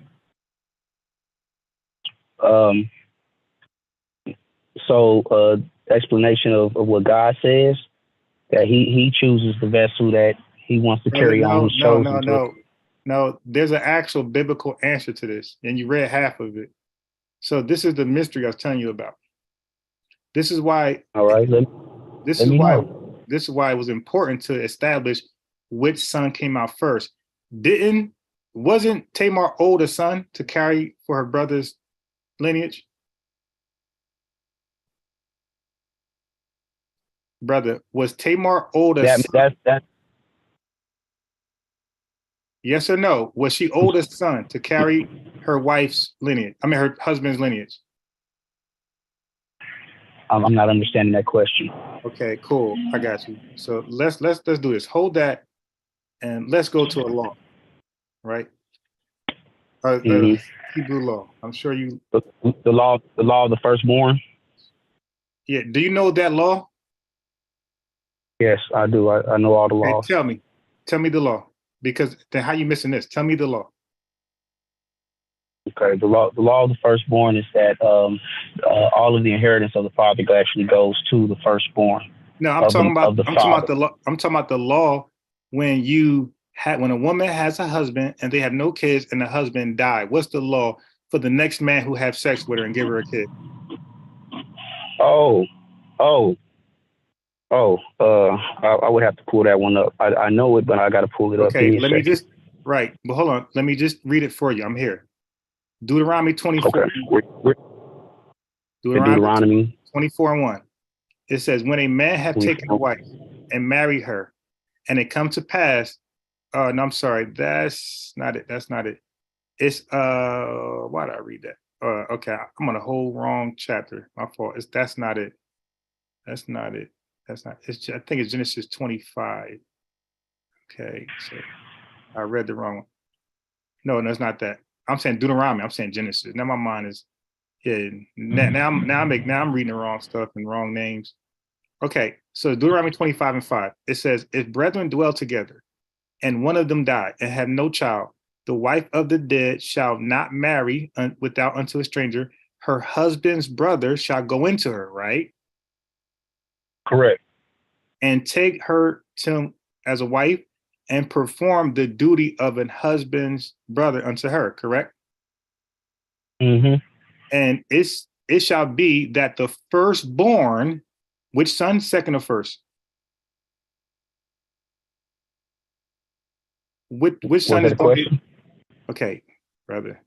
Can you was that a question? Right. It's saying which son, first or second? First. Right. So it's saying whoever goes into her and give her seed, the firstborn, which he beareth, shall succeed in the name of his brother, which is dead. That is his name put out not of Israel. So when Judas had sex with Tamar, the law is the firstborn Zerah goes to the dead brother, that his name be not put out of Israel. Now you get it? Okay. This is why it goes from Phares to Esrom and not Zerah, because Zerah is not part of Judah. Zerah is part of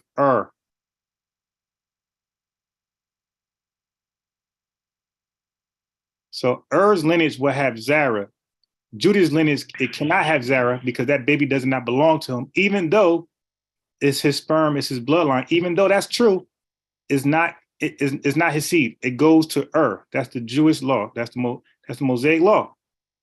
So, well, you something else. Huh? You something else.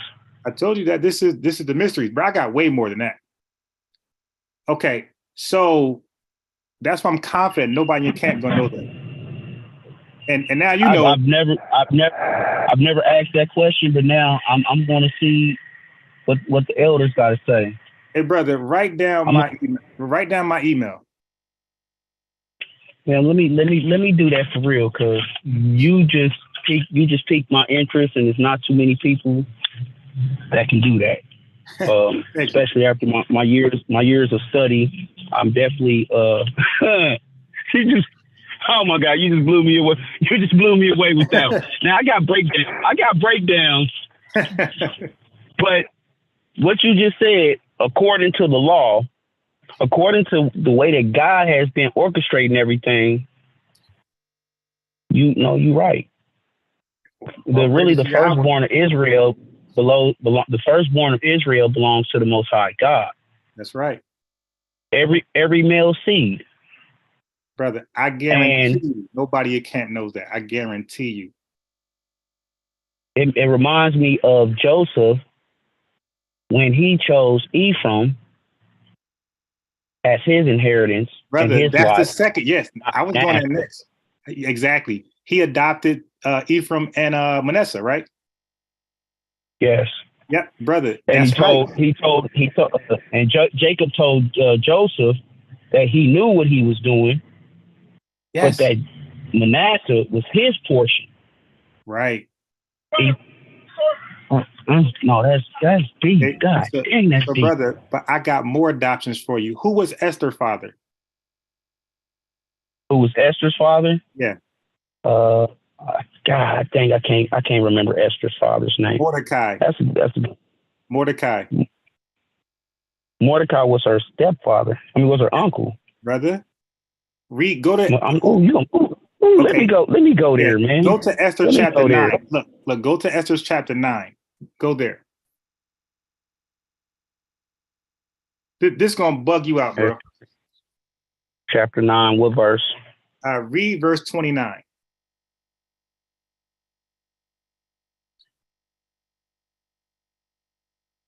Okay. Then Esther the queen, the daughter of Abihail, and Madisi, the lawless Jew. That's Mordecai. I'm sorry, Mordecai. I don't know why I said Madisi. Yeah, Mordecai. So the Jew, right? Comma. So how is she the daughter of two men? Because it says in the beginning that her mother and her father were both deceased. Right. And her uncle took her in. Right. So now you see what happens. He took her in as her. If you go to Esther chapter 2, verse 7, read that.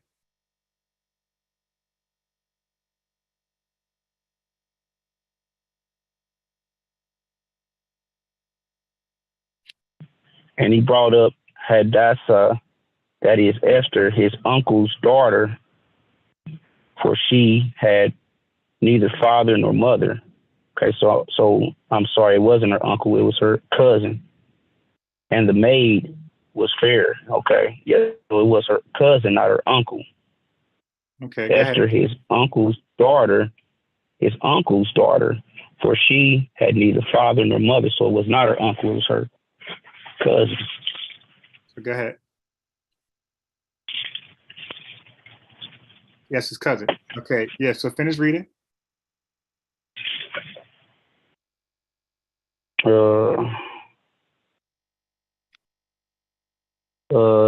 And when maidens were gathered together, no, I'm sorry, wrong verse.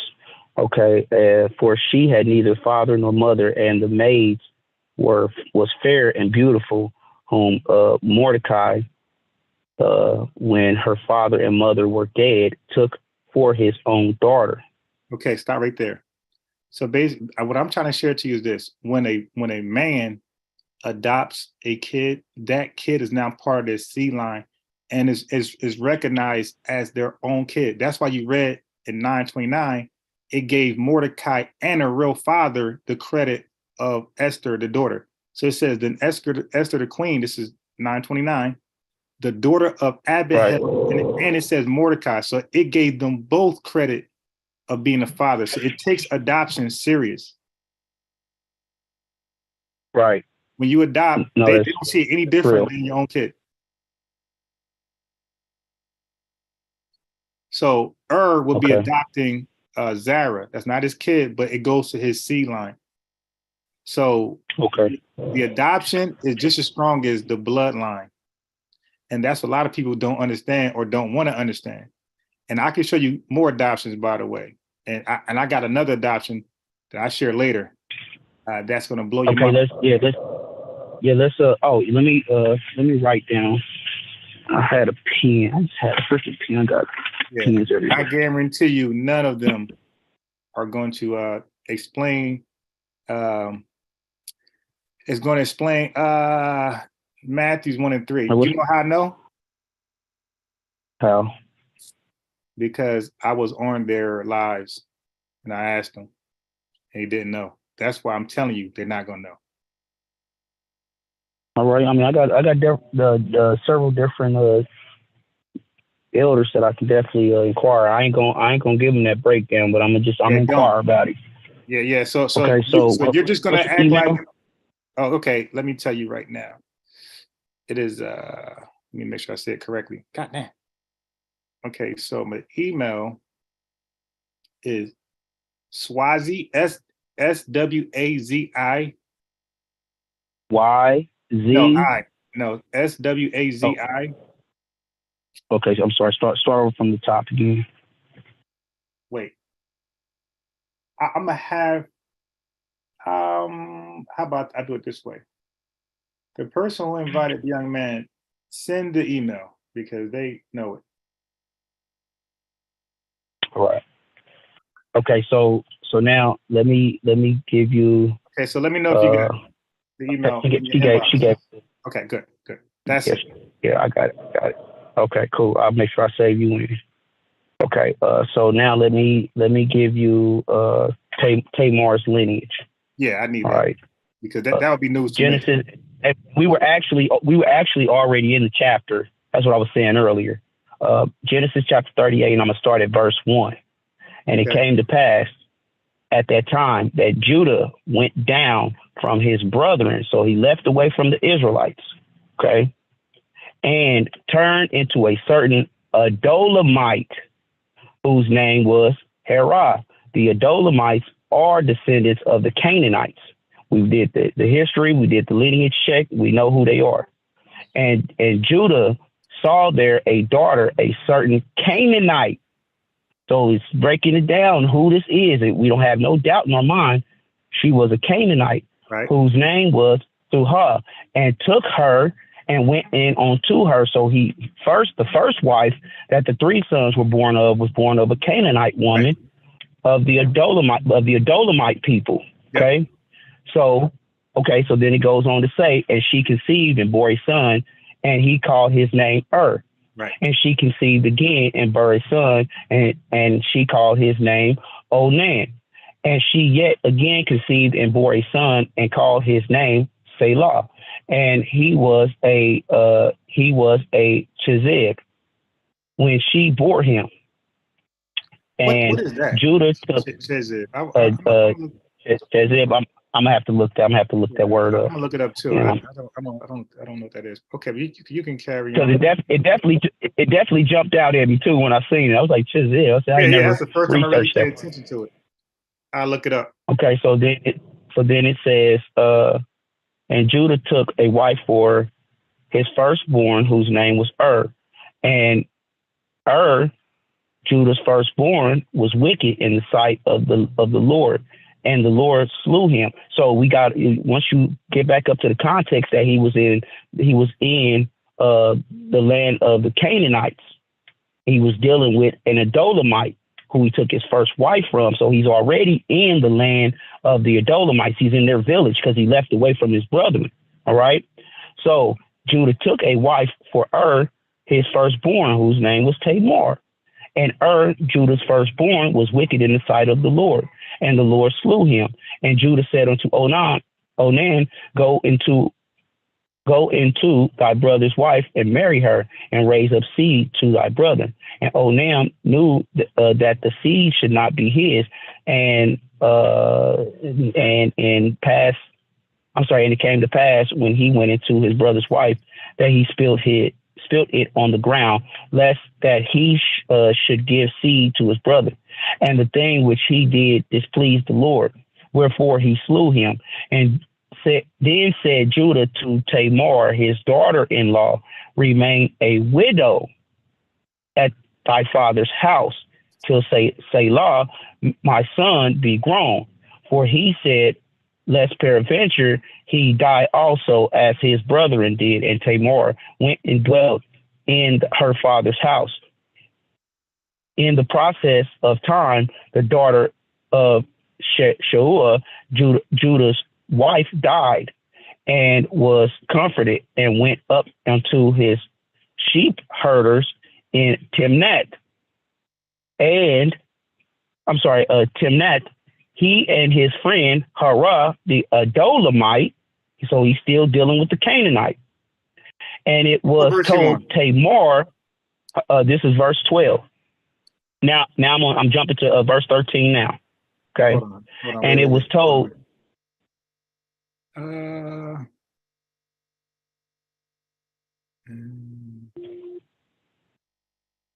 me see. Okay, you go ahead. Okay, and it was told Tamar, saying, behold, thy father-in-law goeth up to Timnath to shear his sheep. And she put her widow's garment off from her, and covered her with a veil, and wrapped herself, and sat in an open place, which is by the way of Timnath.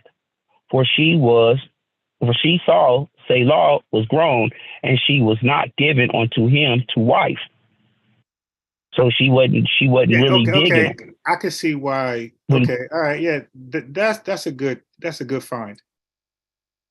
Yeah, she definitely was not, and she was not an. This was a breakdown that one of the elders actually put out. She was not an Israelite, so she really wasn't even up under the laws of the Israelites. Yeah, I could so go with what that. She did, she couldn't. Judah wasn't permitted to do unto her what Israel would have done unto an Israelite woman. So she was really blameless in anything that she had done, because the laws were not upheld or put upon the Gentiles at the time. It was just for Israel, for us to understand and to learn these laws. So when he put Tamar away, the same place where he got his first wife, what was her name? Shua. He got the same wife. Yes, Shua, the wife. Okay, I got you. Okay, so the same place where he got his wife from, he got a wife for his son as well. From this very same village, the very same people, the Canaanites, the Adulamites, the descendants of the Canaanites, a people called the Adulamites. So Tamar was an Adulamite. She was not Israel, but that was just basically touching on that. When I had to explain to my father and several other people about the true complexion of the real Israelites, even though Israel were already a black people, when we went into the land of Canaan, the Most High told us that we instantly started mixing in with the Canaanites. We were already mixed of the Canaanite descendants through the Adulamites, but then when we went in to inhabit their land, we started to intermix with them even more. Interesting. We took on their way. We took on their ways of living, and they took on some of ours. Interesting. All right. So now check this out. Go back to Matthews 1:3, and I got one more verse after that. Matthews 1:3. Matthews 1 and 3. Okay.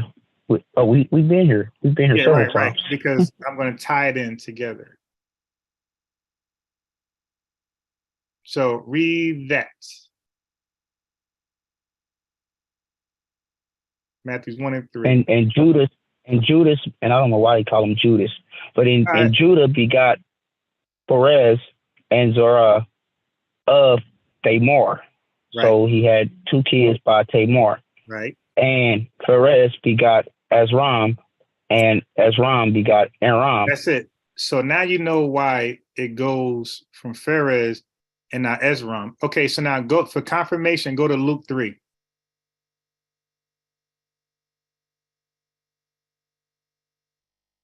Luke 3. 33. Right. 33. All right. Which was the son of Benadad, which was the son of Aram, which was the son of Esram, which was the son of Perez, which was the son of Judah. Right there, you just caught it. So this only names one son, Pharez, not Zerah, because this lineage knew not to go through Zerah. So here it only mentions Pharez. So there's a reason why Matthew's 1 put Zerah there. Remember, everybody has 1 kid. Matthew's put 2 for a reason. He wanted you to pay attention to Zerah and ask, why is Zerah here? Zerah's not in Luke 3. It doesn't go with Zerah. Why is Zerah here? And that's why I want to tell you. I want to tell you how why Zerah's not here, in case somebody had a question, because none of his first 3 sons are there. Shelah's not there. And Farah and Zerah's here. And so every time the Bible says something, bro, believe me, there's a reason why it's there. It might seem like it's insignificant, but it's there for a reason. So I would tell you something else deep, but you're not going to. You might be too done with that deep stuff. That's all I eat is meat. I don't drink milk. Bro, you're not ready. I've been off the milk stage 2 years ago. Bro, this is too much. If I go ahead and say something else, it's too much. So go put it out there and let me see. Let me be the judge of that. So go back to Matthews 1 and 3. And now stop at stop at Tamar. Stop right there. Go ahead.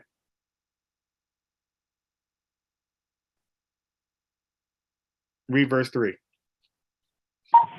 Hold on, give me a second. I'm in the store right now. Yeah.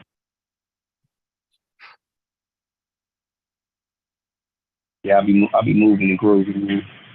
I'm saying I'm always in the car, man.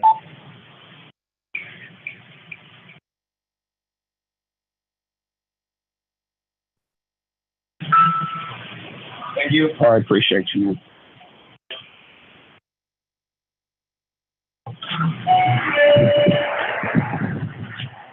Oh, man.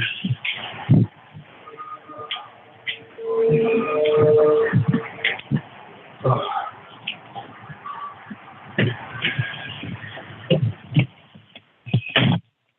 Okay. Where's my phone? Somebody's pinging me in.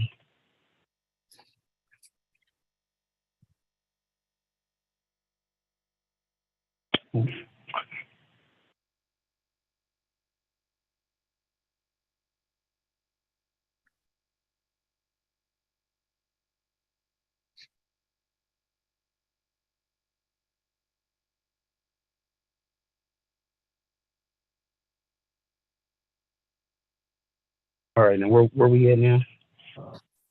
So read 3 again, but stop when it says Tamar, stop right there.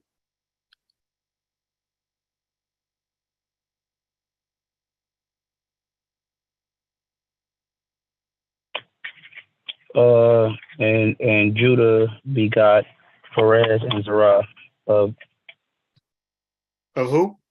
Of Tamar. Tamar. Right. So who is Tamar? Just for clarity. The mother of Perez and Zerah. Got it. So hold on. Let me get there with you.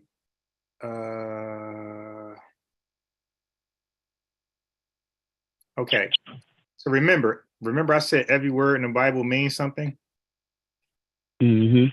Okay, so how do you know How do you know Phares? No, I'm sorry. How do you know Judas is Phares and Zara's father?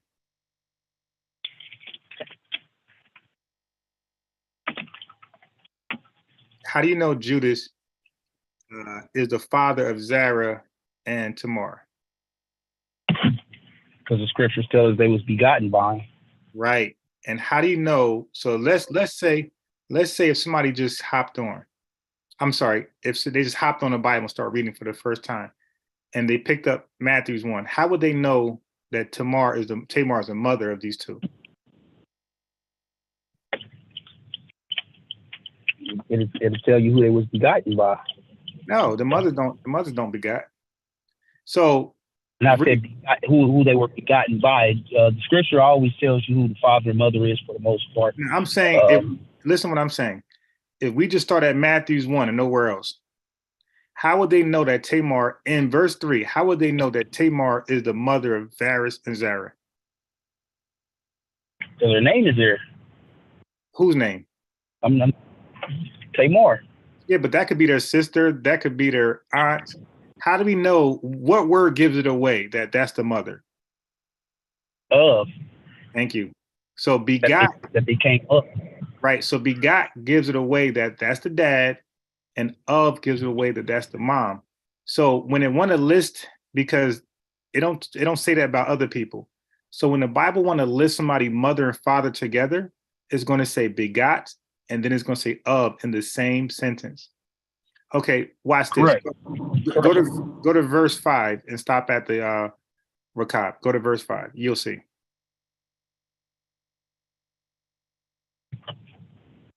All right. We're talking about Matthew? Yeah, go to verse 5. Matthew 5. You add verse 3. I'm back driving again. Okay, and Solomon begot Boaz, Rachab. Right, stop right there.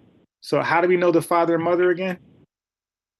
What words give it away? Because begotten of. Good. And now read the next one. It says, and Booz begot who? Obed. Okay, and Obed is who is mom? It says Obed is what? Obed of Ruth. Right. So we know. So when the Bible wants to let you know somebody's mother and father, because everywhere else, it just says the father. It says Abraham begot Isaac. It don't want you to know about Sarah. It wants you to know about Abraham and Isaac only. But here, it wants you to know about the mom. So anytime the Bible wants to let you know about the mom and the dad, the word begot and of will be there. Okay. That's true. Read verse 16. You got to go ahead and read for me. Okay, it says, and Jacob begot Joseph, right? Yeah. So how do we know Jacob is Joseph's father? Because he begot him. Right. So it says, and Jacob begot Joseph, the husband of Mary, of whom was born Jesus, who is called Christ. So who is Jesus' father? Joseph. What key word gives it away? That he begot him. Okay, I'll read again. I read begot only once, by the way. And Jacob begot Joseph, the husband of Mary, of whom was born Jesus, who is called Christ. So what word gives away that Joseph is the father of Jesus? It don't actually say. Okay, so what word gives it away that Mary is the mother of Jesus? It says Mary of, that word of, it says Mary of whom was born Jesus. So Mary has her keyword, Jacob got his keyword, but Joseph don't have his keyword. So Joseph got a kid, Mary got a kid. I'm sorry, Jacob got a kid, begot. Mary got a kid of, but Joseph, his keyword is not there. Okay. So that's why I say every word in the Bible you got to pay attention to. So Jacob, so every man that has a kid, the word begot is there. Every woman that's listed that has a kid, the word of is there. If begot is not there, then the Bible's letting you know you don't have a son.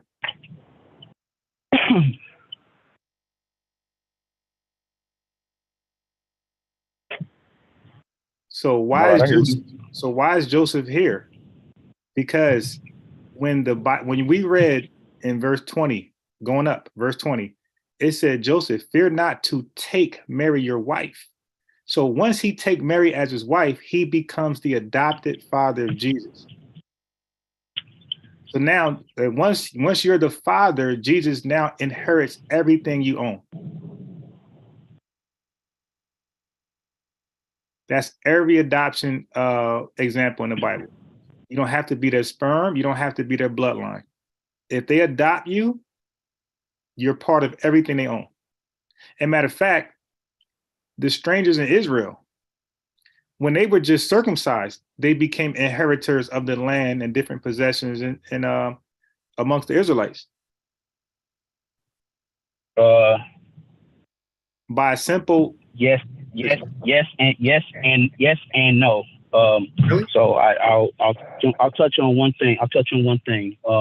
Let's talk about the inheritance of the Levites. Right.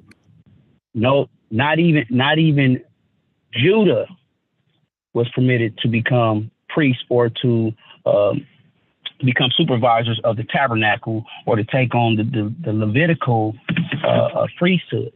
Right. All right.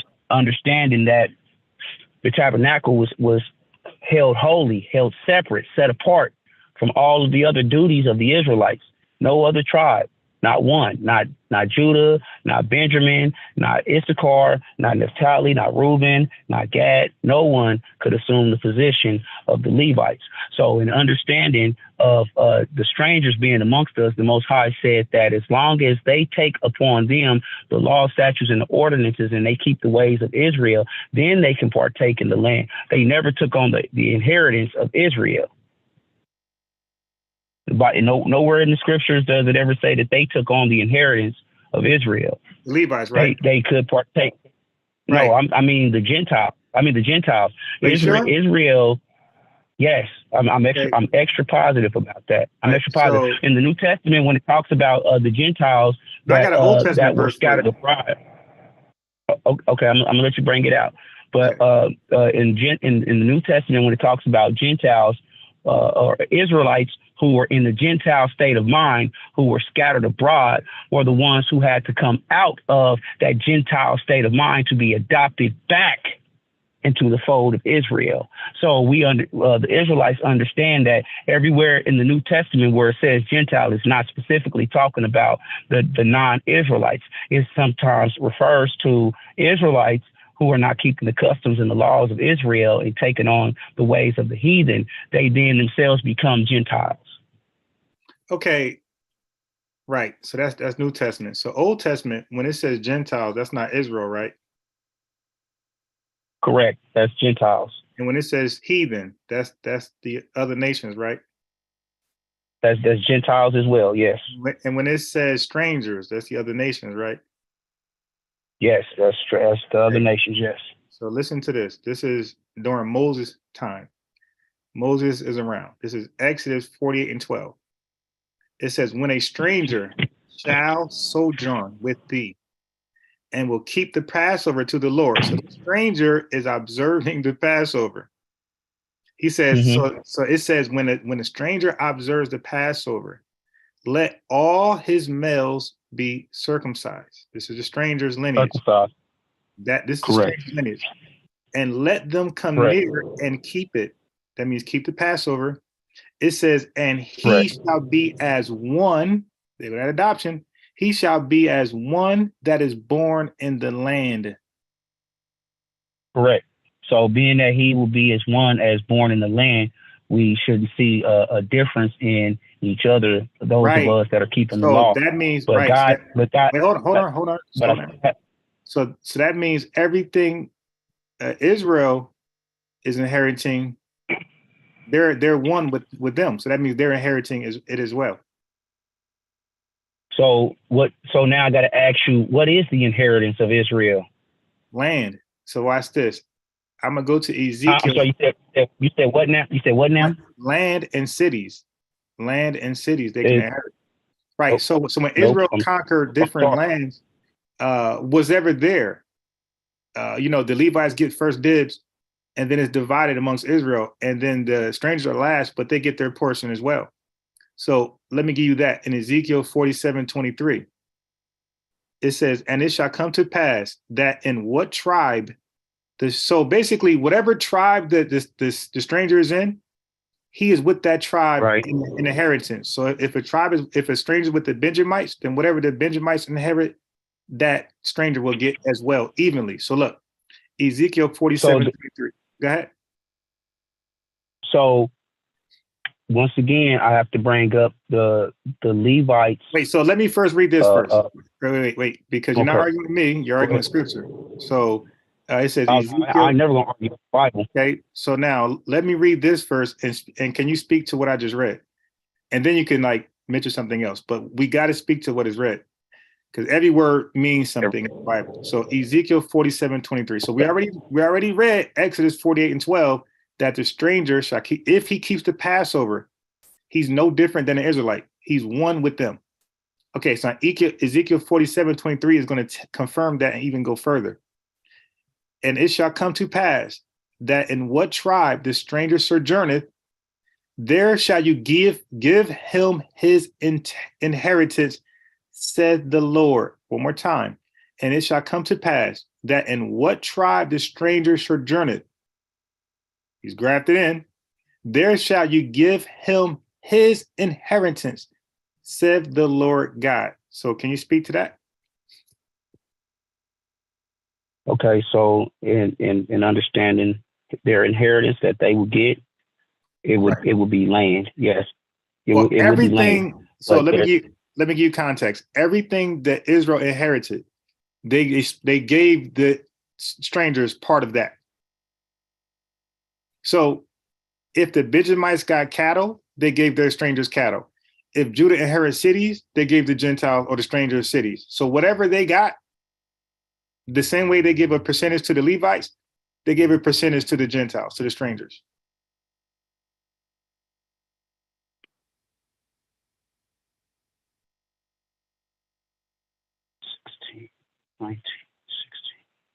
Yeah, okay. You can go now. Yep, I'll listen to you. All right.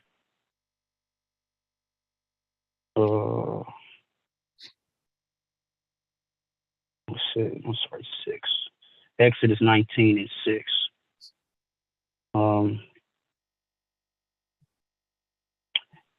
I'll start actually at verse 5. Okay. Mm-hmm. And this Exodus chapter 19, verse 5.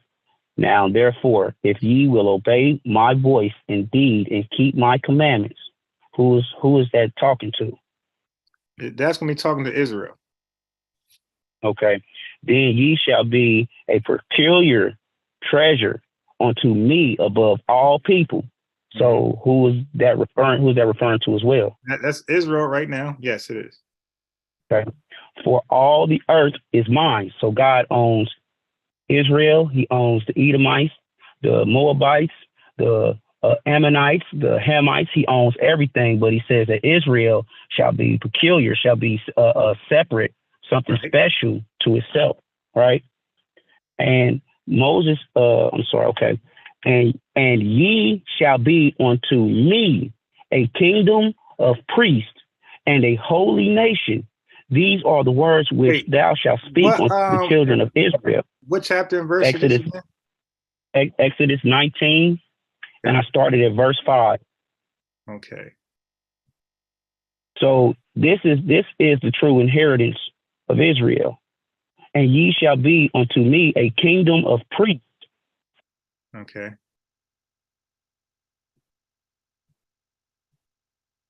You broke up.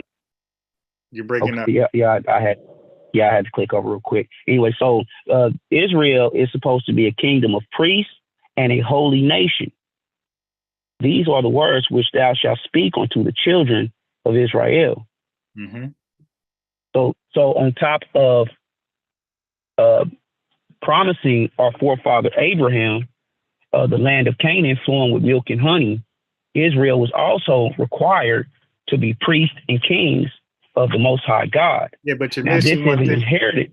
You're missing one thing, though. This was all if they do something. So that means you could be a physical seed of Israel, But if you don't do something, you're not counted in as Israel. Do you know that?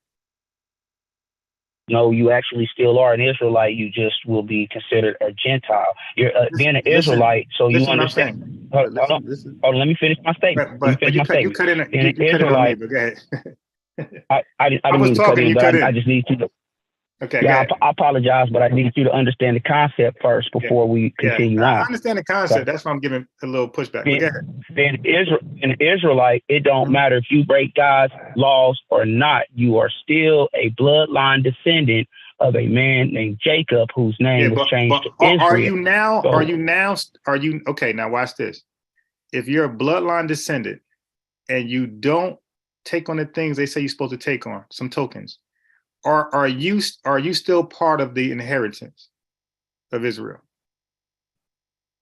Yes. Can you read that for me?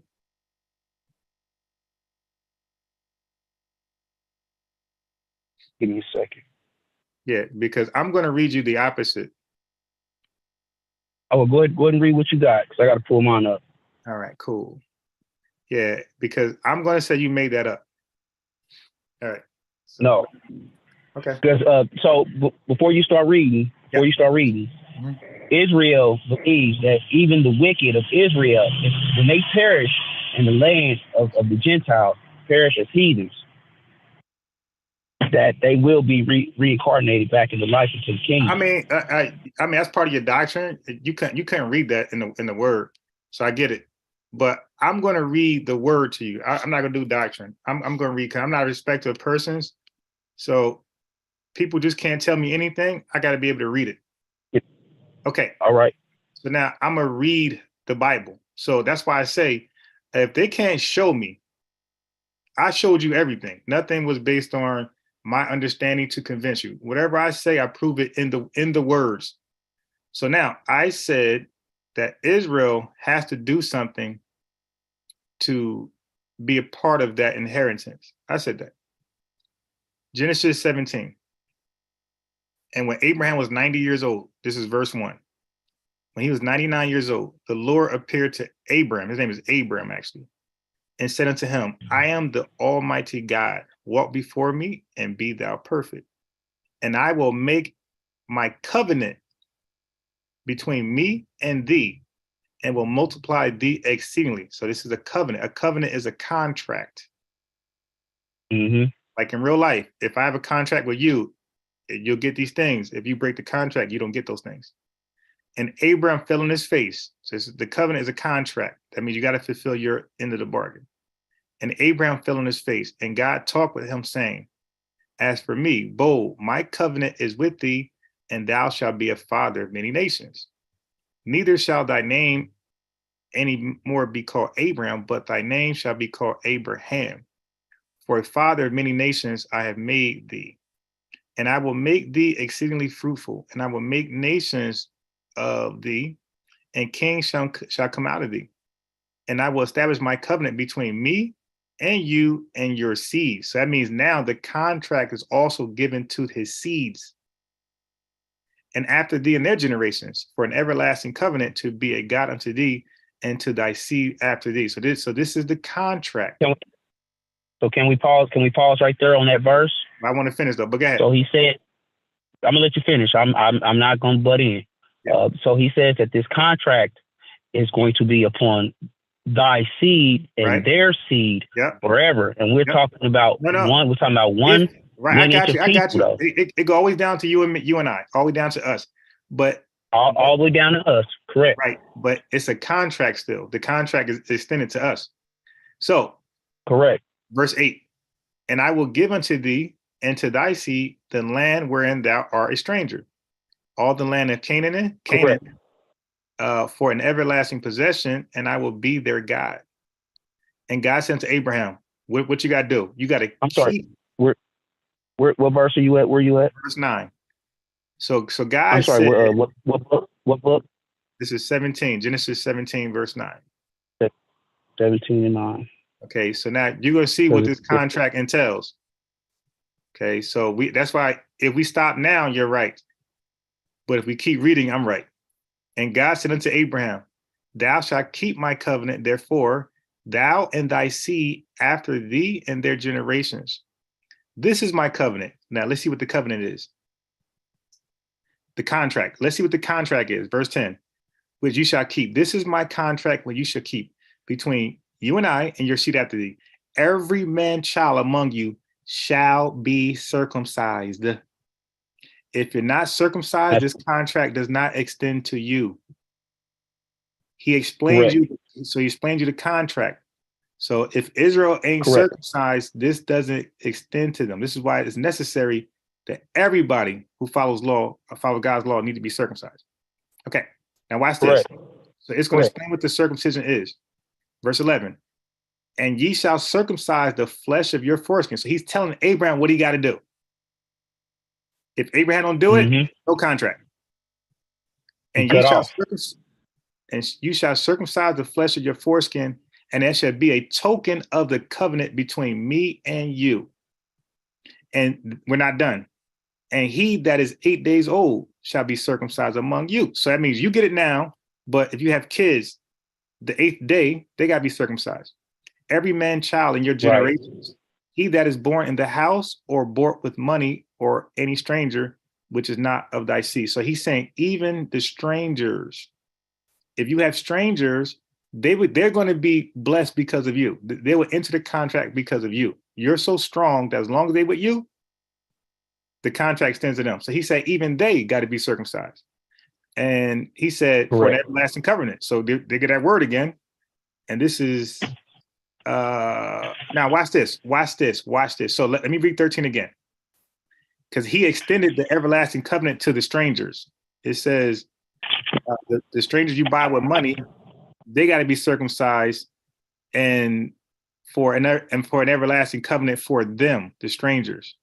And verse 14, where you're wrong at. And the uncircumcised man child, who flesh of his foreskin is not circumcised, that soul shall be cut off from his people. He hath broken my covenant. So weren't you incorrect? Yes and no. Go ahead and explain. I mean, we read the Bible. Okay, go ahead. Yeah, no.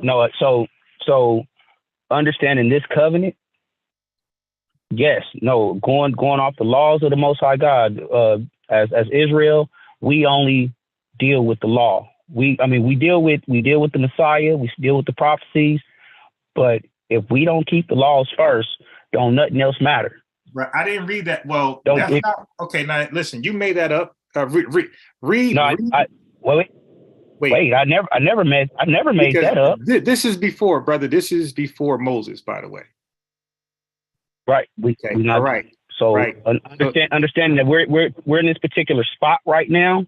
Right. But also understanding that faith without works is dead. So you have to do the works in order to show that you actually got faith, because we're waiting on something. No, that's wrong. That's wrong. Abraham faith was accounted for works. His works was accounted for faith. Brother, listen, I think you're reading that wrong. Abraham's faith look, he didn't do anything. He just believed God. Listen to me, and we can read it. Abraham didn't even do anything yet. He just believed God, and that faith was accounted for works. Because then right after his faith, he performed the act. Right, but you're skipping something. There's one and there's two. Faith comes first and then the works. So I agree, you got to do works, but faith comes first. But so that we can get on the same page. Right. Without my works, my faith is nothing. Brother. Because hold on, let me explain that. Let me explain why I say that. Show me what Bible. Oh, no. Read it to me. Like the same way I read everything to you. Read that to me. Read that. I got you. Yeah. Because so far I'm the only person very confirming what I'm saying through the Bible. So let's read the law thing. And that's not true. That's not true. What have I said that I didn't back it up with scripture? I'm not talking about you. I mean, you're putting it under the okay. So I haven't been bringing out verses. All right, no problem. Show me yours. Show me this faith thing is nothing if you don't You gonna say faith without works is dead? Yes. Okay, go ahead. It's James chapter 2, verse 14. Mm-hmm. Yeah, I know where you're going. Yeah.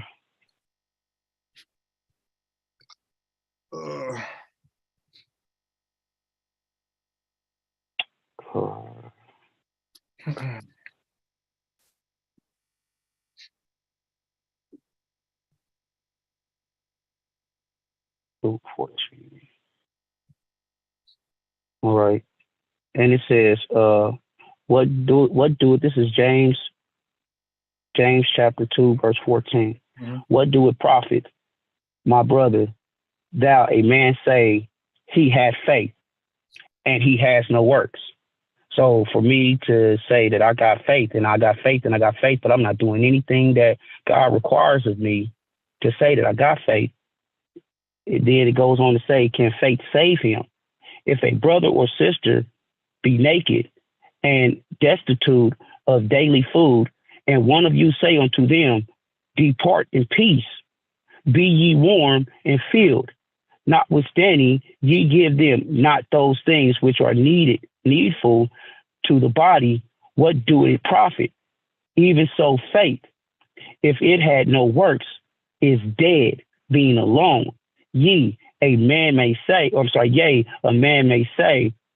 ye has faith, and I have works. Show me thy faith without thy works, and I will show you my faith by my works. So to touch on that, I having faith, that's one thing a person could have, but I want to see people do the work. I want to see people saying that, well, really don't tell me nothing. Let me see in a person's example of how they live by their faith. What are the works? And their works are, once again, if I say I believe on Jesus Christ, if I say I believe on Jesus Christ, right, I'm going to do this. If ye love me, keep my commandments. Hold on. Okay, we're talking about works, commandments. All right, we're John 14 and 15. I got you. So what you can't do is you can't mix up because are you telling me works means commandments? That is the works, because the first commandment was love God with all thy heart, all thy might, and all thy soul. The second commandment was love my brother as I love myself. So if I hang all the laws of the commandments on those first two commandments, me teaching my brother about God. Wait, you said all the laws or just the commandments? That is the commandments. Yeah, but that was speaking about the laws. The laws is the commandments. No, the laws are not the commandments. No, the laws are not the commandments. Yes. I don't where you get that from. Okay, so now let's go back to works. When Abraham put his son at the altar, what law is that you got to do that? What law? It was no law. It was a commandment from God that spoke directly to Abraham. Right. So I said commandments are not laws.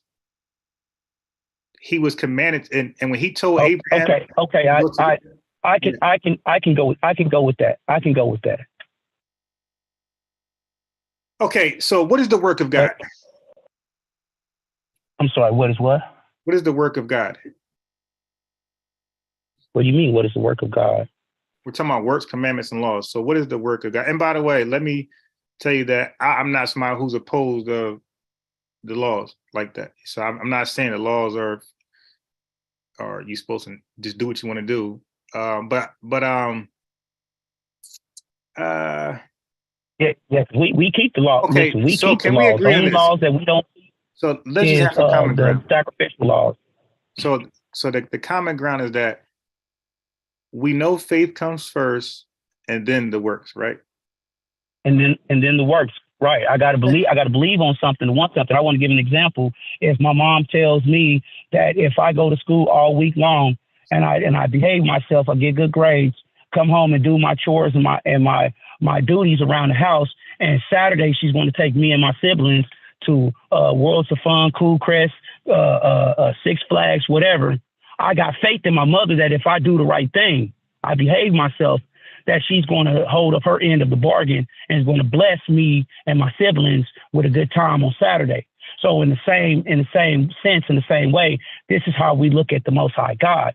He gave us a promise, and our ancestors a promise that if we kept his laws and his commandments and his statutes and covenants, that he will bless us and as a regal, right? Royal, all of the above. Whatever God basically put forth Israel to do, we understand. So in the same asset, I'm going to do what my mom asked me to do, because I want that blessing in the end. Nobody does anything for anything. I mean, for nothing. Everybody does something for something, and it don't matter if we try to claim that we are a righteous or a holy race of people. We're doing something for a promise. Right. We're so doing something for a promise. I'm going to agree with you and say that you proved your case by going to James. Okay, you proved your case there. You need faith first, and then you got to do the work. So I'm agreeing. You were correct. You got to do the work, right? So you were correct. You was able to say it and prove it by reading it word for word. No problem. That's what I told you I was driving, man. Normally I'll be in these scriptures, like I'll precept upon precept. Hebrew chapter. Isaiah 28:9. Isaiah 28:9. Yes, sir. And then Hebrew 5:8. Wait, yes, sir. So I do precept upon precept, line upon line. So here a little bit, there a little bit. Yeah, but is that the correct way to read the Bible? Yes, according to Isaiah 28. According to Isaiah, I think that might be according. Listen, I think for that might a beginner. No. I'm saying for nobody. That might be according to your camp. Can we go to Isaiah 28:9? Yes, sir. Okay. Go ahead and read it. Give me a second. Isaiah, where you at, Isaiah? Right there. 28 and 9. And it says, 28 and 9, okay. All right, and it says, whom shall he teach knowledge, and whom shall he make to understand doctrine? Them that are weaned from the milk and drawn from the breast, for precept must be upon precept, precept upon precept, line upon line, line upon line, here a little and there a little. 2 different books, 2 different verses. All right, that's the interpretation. Okay, for with stammering lips and another tongue will he speak to this people, to whom he said, this is the rest wherewith ye may cause the weary to rest, and this is the refreshing, yet they would not hear. But the word of the Lord was unto them, precept upon precept, precept upon precept, line upon line, line upon line, here a little bit, there a little bit, that they might go and fall backwards and be broken and snared and taken. I'm not done. I'm not done yet. I got it. Wait, hold on. Let's not get past that.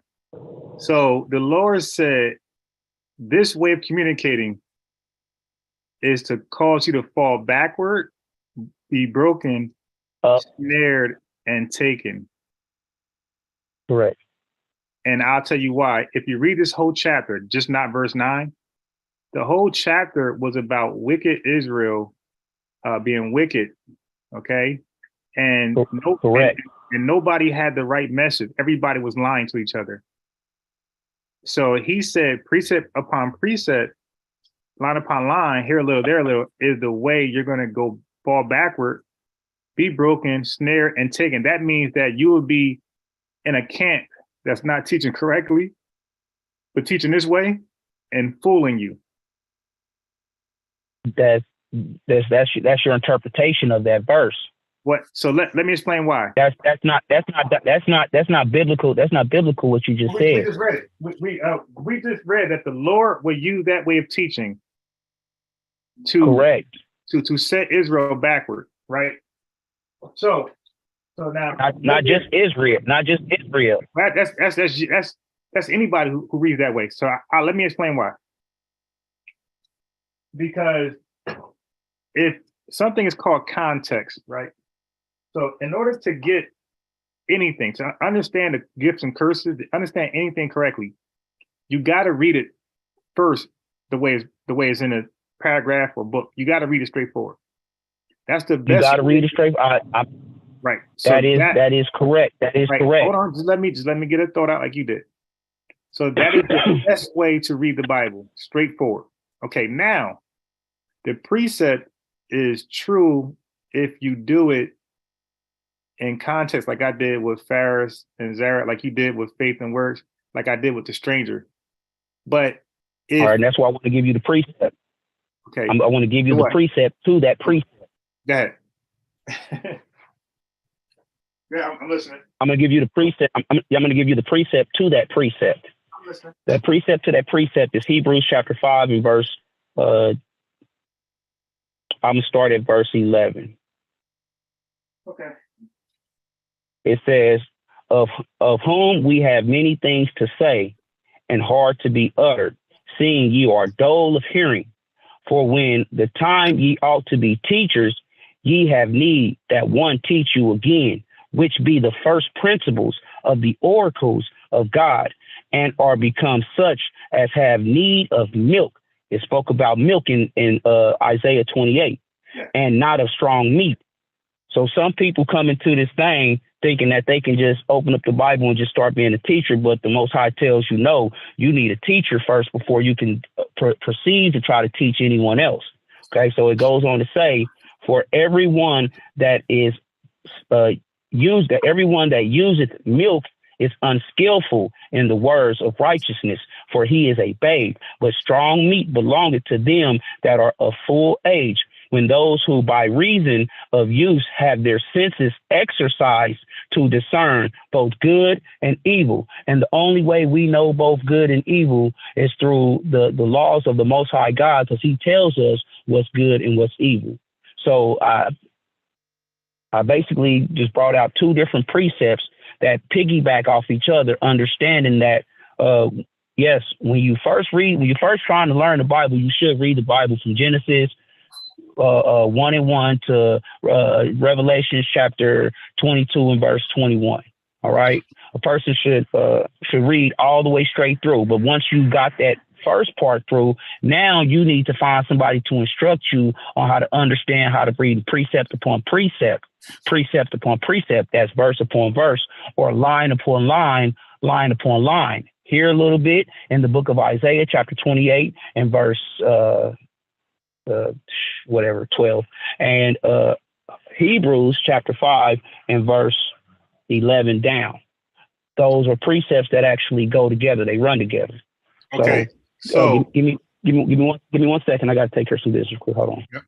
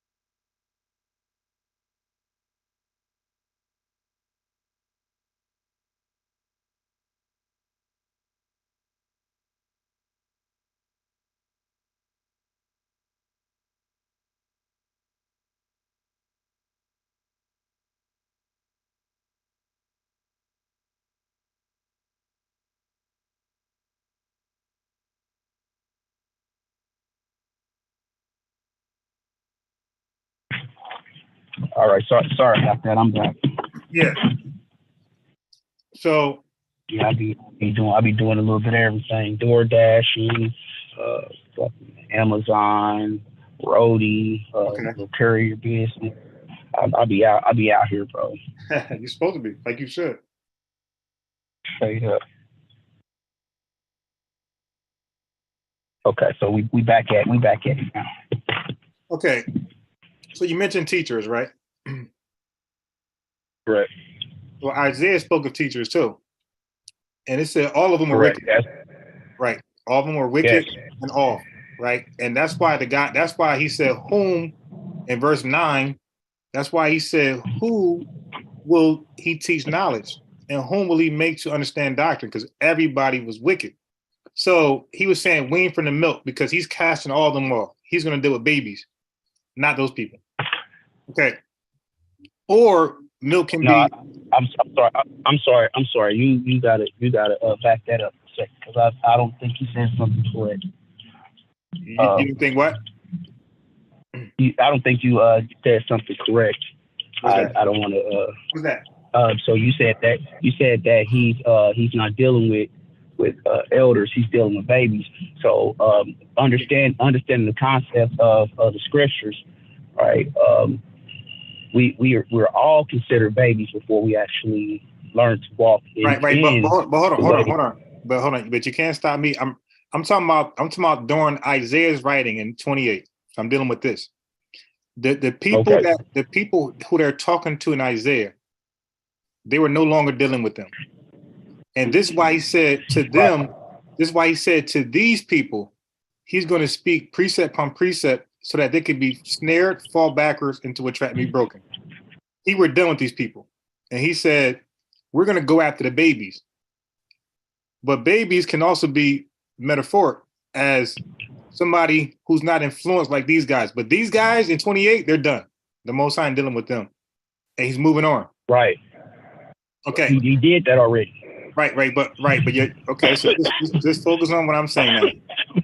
Because you mentioned teachers and you have wicked teachers, right? So now, I believe the Pharisees and Sadducees were teachers, right?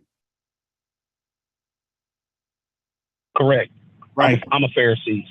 Right. So the Most High was not dealing with those Pharisees and Sadducees, just Paul. He said Jesus said they all were wrong, which they always were.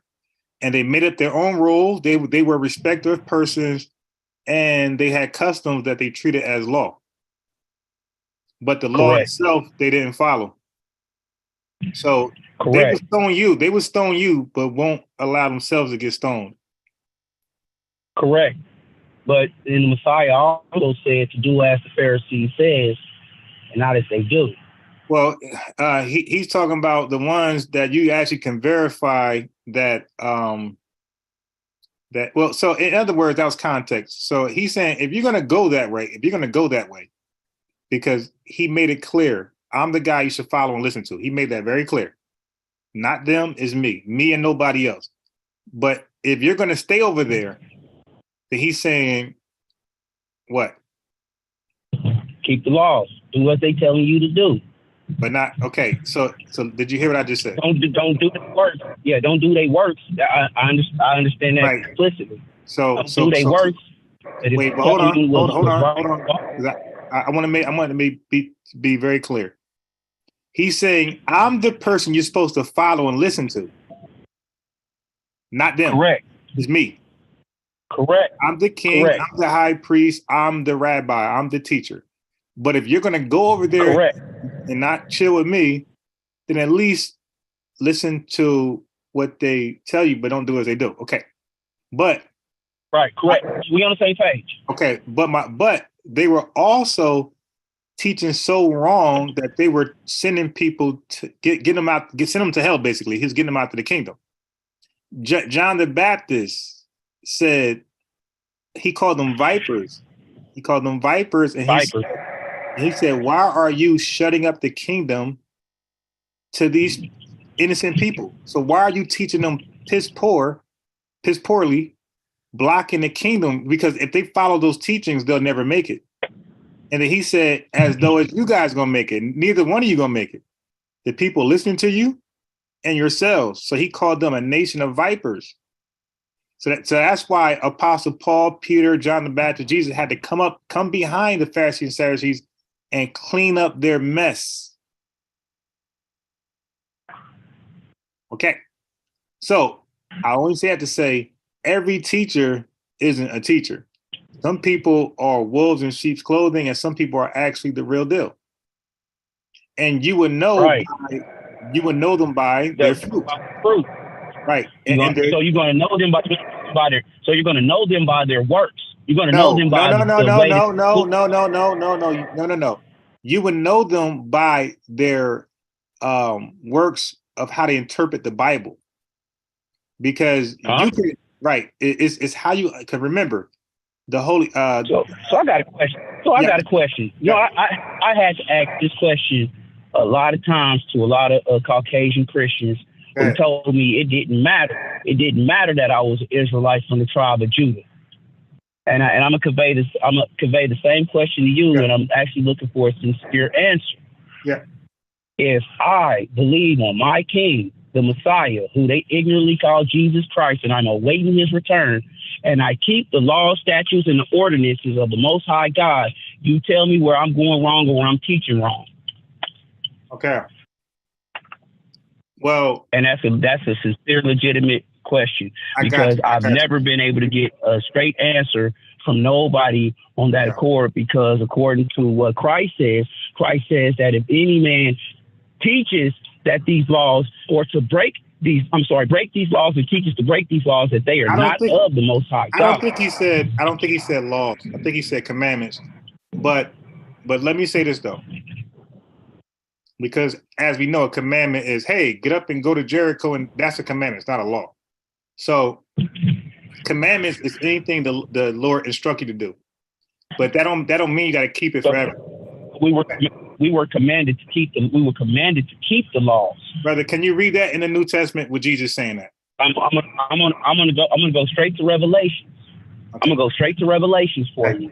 Matter of fact, yeah, I'm going straight to Revelations for you. I'll meet you there. These are the only. Okay. I'll meet you there. Revelations. Yeah, you're probably gonna beat me because you probably done parked already. You cheating. Now I'm there, but I don't know where you're gonna go with this one. So I gotta beat on you. We're going to 20 and verse. Matter of fact, I'm gonna pull over. I'm gonna pull over again. I'll wait for you. All right, I appreciate it, brother. Yeah. Because what I promote and what I put out can never hurt an individual soul. It could only help and hinder them. So I mean, it seems like you basically on the same journey. So I definitely I commend you, and I definitely welcome you.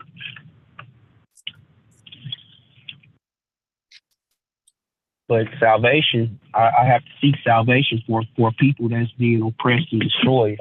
I can't seek salvation for nobody else. Well, we'll talk about that one. We'll talk about another time, because there's some mysteries there you gotta be aware of. Man, listen, it's hard out here for a person trying to do the right thing. No, it trying to live right. It definitely is, and this is why Paul said he fights every day. I'm sorry, he said he die every day. He die every day.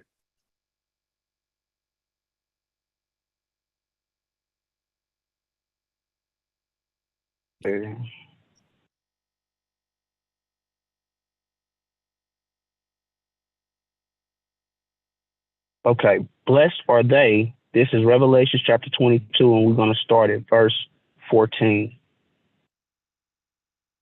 It says, blessed are they that do his commands, that they may have right to the tree of life and enter in through the gates of the city. What verse again? This is 14. Okay, hold on.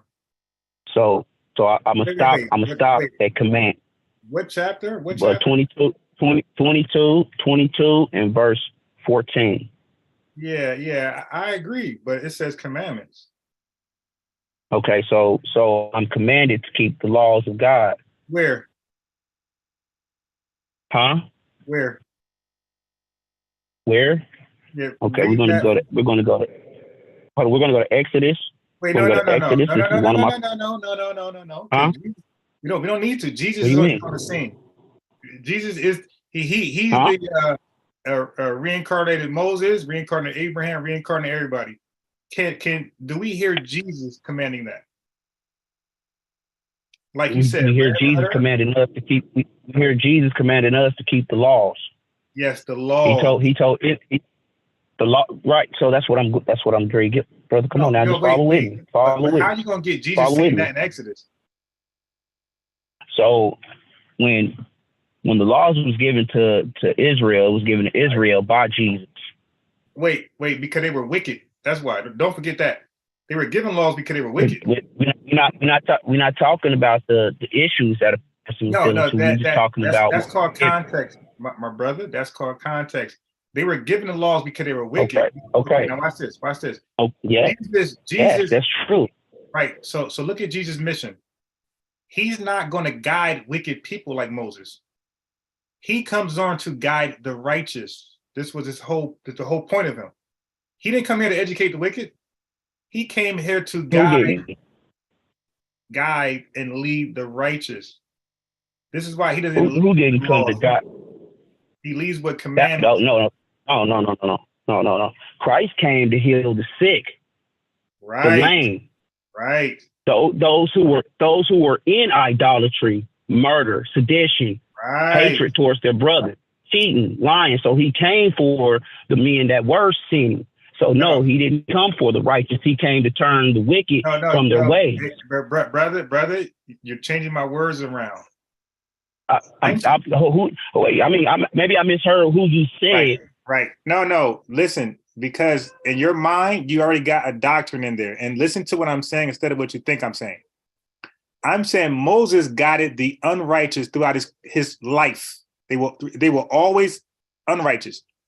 Jesus Christ gave the pill to be, so he came for the right. That means that everybody you're talking about, they were in sin and Christ led them out of sin to be righteous. So that's what I'm trying to say. He was a minister to the righteous. He said, let the dead bury the dead. Okay. And let the alive be with the alive. Okay. Right. Yeah. I didn't hear you right. I didn't hear you right. So with that being said, when you are ministering to unrighteous people your entire life, you have to set laws for them to have some type of morality with them. But when you're guiding righteous people who are born again, you don't got to guide with laws. You guide with commandments.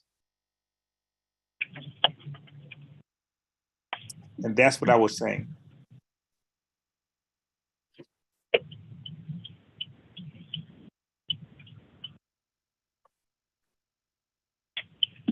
Okay, I got to let that dissect. But we're not completely disagreeing. Because that's exactly the reason why the laws was given to Israel in the first place. If you follow the storyline, you know that Bible, and this conversation with you should be a lot easier.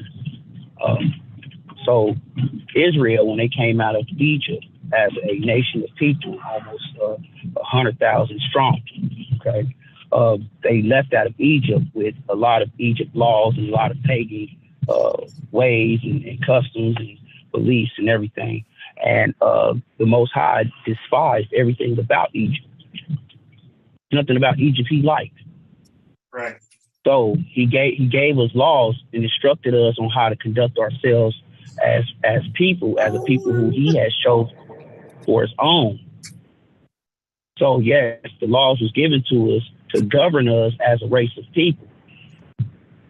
But the Most High commanded that we do these laws and keep these laws to be a holy, separate, and set apart people from all other people on the planet. And this is why he will choose Israel again, because Israel, by keeping these laws to uphold themselves as a separate royal race of people from all other people, that Israel shall be set back on top again. So I could never, any doctrine that anybody brings to me, if it does not include and add in 613 laws, statutes, and ordinances given by or commanded by the Most High God, it's hard for me to grab on and cleave to. Right. So because That's because I have been keeping the laws for so long. Brother, I'm glad you said that. That's because you came into this lifestyle with an agenda. And your agenda was, brother, I didn't cut you off. You came into this lifestyle with an agenda. And your agenda is pretty much, okay, the Bible says God chooses you, you don't choose him. You came in choosing God. And you're telling God, you must include these laws in order for me to be a righteous servant. Okay, so that's what you're telling God. God is saying, where you get that from? Wait, so let me where you get that from? Right, so let me just finish. And you went right. So now it's my turn. I mean, that's what I'm asking. Now I have to inquire. I got it because what you said. I don't know. Just now, kind of talking, you're talking over me. Because just now you said you don't care what anybody says. If 613 laws, you said if 613 laws are not included, you can't get with it, right? I'm paraphrasing, but you said if whatever somebody comes to you with, if they're not including all the laws with it, then you're pretty much going to reject it. Yes. Okay, right. And thank you for admitting that. That is called an agenda. You're coming to God with your own covenant. God, in order for me to follow you, you better include all these laws or I'm out of here. All right. Okay. Yeah, so that's personal. That's personal. May I interject now? Go ahead. I want to give you a small synopsis of a brother that you're talking to right now. Yeah. All right. I don't know how many, I don't know how many brothers like me that you probably have come across in your lifetime. But I'm just going to explain very simply. Yeah. I grew up, all right, in the slums and the projects, Kansas City, Missouri. All right. That's where I'm at. All right. My mother and my father both were junkies. They were both drug addicts. Both smoked crack all the way up until I think I was 16 when my mom quit smoking crack and my dad just stopped smoking crack a few years ago. All right. So I definitely jumped off the porch at a young age, 12 years old. I jumped off to the street life. And when I say jumped off into the street life, I'm going to say I'm a real street nigga. And I don't even use that term and that phrase no more